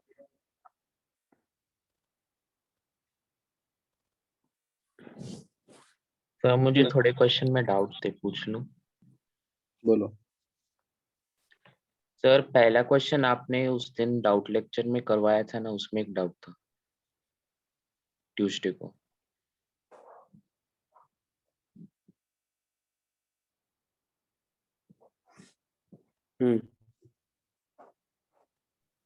सर थोड़ा ऊपर, सर थोड़ा और ऊपर। क्वेश्चन बोलना है यार, क्या थोड़ा ऊपर थोड़ा? हाँ सर, इस क्वेश्चन में कैलकुलेट द,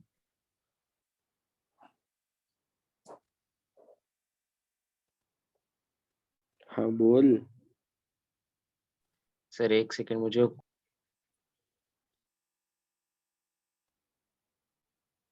सर तब तक आप किसी और का डाउट ले लो, मैं सर वो। मुझे आज के सेशन में प्रॉब्लम डाउट ही में पता डाउट नहीं क्या है कि तो आपका डाउट ले लो, फालतू में टाइम वेस्ट करता है। सर मुझे आज के लेक्चर से एक सब में डाउट था, वो पूछ लो। सर आपने वो जो वाटर पर्सपायर वाला किया था, कौन सा? हाँ, वो पर्सपायर वाटर से, एक बार आप उसको मुझे बोल सकते हो आपने उन दोनों को इक्वेट कैसे करके लिया? बच्चे कितनी एनर्जी वो यूटिलाइज करनी एनर्जी कर रहा है, 1560 और यूटिलाइज किलो कितनी कर रहा है आगे देखो ना यार। 50% उसकी। तो रिमेनिंग क्या का क्या होगा, रिमेनिंग एनर्जी का? तो उसको वो वाटर में okay remaining sir, energy evaporate ही होगी ना, और क्या होगी? ओके सर, वाटर के फॉर्म में रिमेनिंग एनर्जी इवापोरेशन होगा, दैट्स इट। ठीक है sir. Sir 8th problem, starting से 8th प्रॉब्लम। प्रॉब्लम बोल सकते हैं कि प्रॉब्लम कहाँ कैसे स्टार्ट होता है एक प्रॉब्लम? सर क्वेश्चन बोलेगा। उन्होंने x y z ऐसे वेरिएबल्स लिए हैं। हाँ सर वो वाला एक्स कौन टू सा वाई वाला? Two x y three. हाँ सर उसमें जेड आपने, कहाँ है? सॉरी सर जेड नहीं था, जेड कहाँ है bro? जेड नहीं था सर। सर उसमें मैंने जब सॉल्व किया था, आपने जैसे 1/2 3/2 लिया था ना, मैंने उसको बस 2 से मल्टीप्लाई करके, जैसे 1x2 + 3y2 is equals to. तूने रिकॉर्डिंग देखा? हाँ सर। तो उसमें मैंने कुछ भी स्पेसिफाई नहीं किया कि मैंने हाफ और 3/2 क्यों लिया, 2 क्यों नहीं लिया? हाँ सर। क्या स्पेसिफाई किया है? सर मैंने वो वाला पार्ट सुना नहीं। यार तू अजीब है यार, मतलब झूठ पे झूठ बोल रहा है। पूछ रहा नहीं सर, रिकॉर्डिंग देखा कि हाँ सर देखा? सर सच में देखना देखा तो नहीं है। रिकॉर्डिंग, पर मैंने तो बस इस क्वेश्चन का क्वेश्चंस। रिकॉर्डिंग देखना, तेरे को वहां पे मिलेगा इसका रीजन। Okay sir. सर मुझे भी एक डाउट है, मैंने आपको इस व्हाट्सएप क्वेश्चन में स्पेसिफाई नहीं था, स्पेसिफाई होना चाहिए। हाफ और 3/2 स्पेसिफाई होना चाहिए, क्योंकि अगर वो स्पेसिफाई नहीं होगा तो स्टोइचियोमेट्रिक कोफिशिएंट चेंज होंगे। स्टोइचियोमेट्रिक कोफिशिएंट चेंज होंगे तो रिएक्शन का डेल्टा एस भी चेंज होगा। तो कभी भी तुमको डेल्टा एस देख के, कभी भी तुमको रिएक्शन का डेल्टा एस पूछेंगे तो तुमको डेफिनेटली या तो कुछ हिंट गिवन होगा, हिंट गिवन नहीं होगा तो रिएक्शन बैलेंस फॉर्म में गिवन होगा ही। Okay sir. बोलो। सर मैंने आपको व्हाट्सएप पे भेजा है। बोलो। सर वो प्रॉब्लम 9 में मेरे को एक ही डाउट है कि वो वर्क है वो नेगेटिव नहीं आना चाहिए, क्योंकि गैस एक्सपैंड हो रहा है तो मतलब वर्क गैस कर रहा है ना। हाँ मतलब उसने माइनस साइन नहीं लिया है, it should B minus, yes.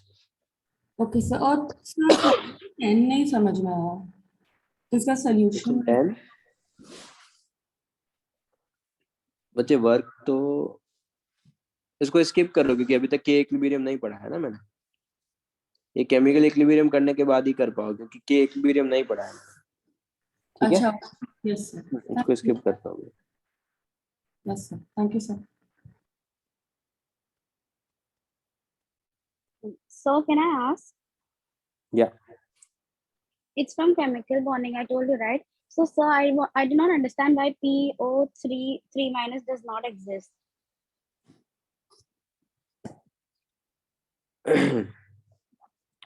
तो मुझे S3PO3 का स्ट्रक्चर बताओगे क्या होता है? S3PO3. Acha, H3PO3. T will be in the center, and it will form one double bond with oxygen and one bond with hydrogen, two bonds with oxygen, and both will have hydrogen on it. Yes, इसके पास कितने acidic hydrogen है? 2. तो कितने hydrogen Because remove कर सकता है? 2.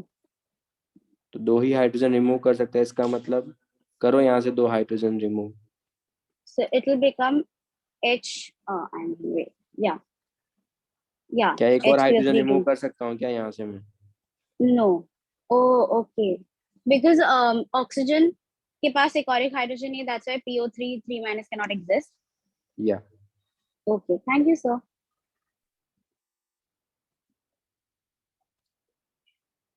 और किसी को कुछ डाउट है? हाँ सर मैंने प्रॉब्लम्स भेजी, और सॉरी सर मैंने सच में रिकॉर्डिंग देखी थी, पर वो पार्ट मिस हो गया मेरा जल्दी जल्दी।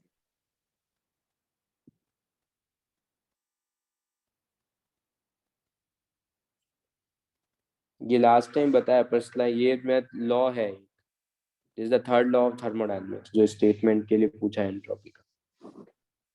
Okay sir. तो जो भी एब्सोल्यूट जीरो टेम्परेचर पे, ये मैं स्टेटमेंट लिखवाऊंगा थर्मोकेमिस्ट्री के बाद, तो फिर देख लेना। Okay sir. अच्छा, बॉन्ड एनर्जी के क्वेश्चंस क्यों पूछ रहे हो यार? तुमको बोला थर्मोकेमिस्ट्री बॉन्ड एनर्जी पढ़ा है क्या मैंने बदतमीज? सर वो पता नहीं था, वो बीच में ही आ गए थे, इसलिए मुझे कंफ्यूजन। तो बीच में आगे तो देखना यार कि बॉन्ड एनर्जी नहीं पढ़ा है तो नहीं पढ़ूंगा ना, सिंपल सी चीजें। पेपर प्रेशर वाला स्किप कर सकता है। इक्विलिब्रियम पे डेल्टा जी कितना होता है? 0। डेल्टा जी अगर तेरे पास 0 है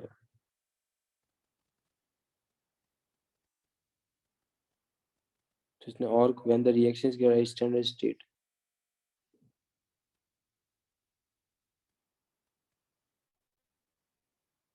इसका आंसर क्या दे के रखा है इन्होंने? डी दे के रखा है क्या? हाँ सर, सॉरी, डी दे के रखा है। इक्विलिब्रियम है और स्टैंडर्ड स्टेट में भी है, तो मतलब डेल्टा जी भी तेरा डेल्टा जी नॉट के इक्वल है। तो डेल्टा जी अगर डेल्टा जी नॉट के इक्वल हो गया तो एल एन के इक्विलिब्रियम तेरा 1 आ जाए, सॉरी 0 आ जाएगा। हाँ सर। एल एन के इक्विलिब्रियम अगर 0 आ जाएगा तो के इक्विलिब्रियम को 1 होना पड़ेगा ना। हाँ हाँ हाँ, ठीक है सर, समझा। 105 को स्किप कर सकता है। Okay sir, thank you sir. 101 देख लेना, तेरे को सारा डेटा दे के तो रखा है। कौन इजीली डिकम्पोज होगा तो उसका डेल्टा जी से देख ले इन सब का। इसका भी डेल्टा जी फॉर्मेशन दिया है, फॉर्मेशन आज बता दिया ना मैंने बच्चों में तुमको, फॉर्मेशन हाँ कैसे सर। लिखना है। हाँ सर, अब कर तो लूँगा। फॉर्मेशन देख, उसके बाद तू देख ले कि जिसका डेल्टा जी जितना ज्यादा नेगेटिव होगा उसकी करस्पॉन्डिंग देख ले किसको ब्रेक करना इजी है। Okay sir. कर लेगा? हाँ सर।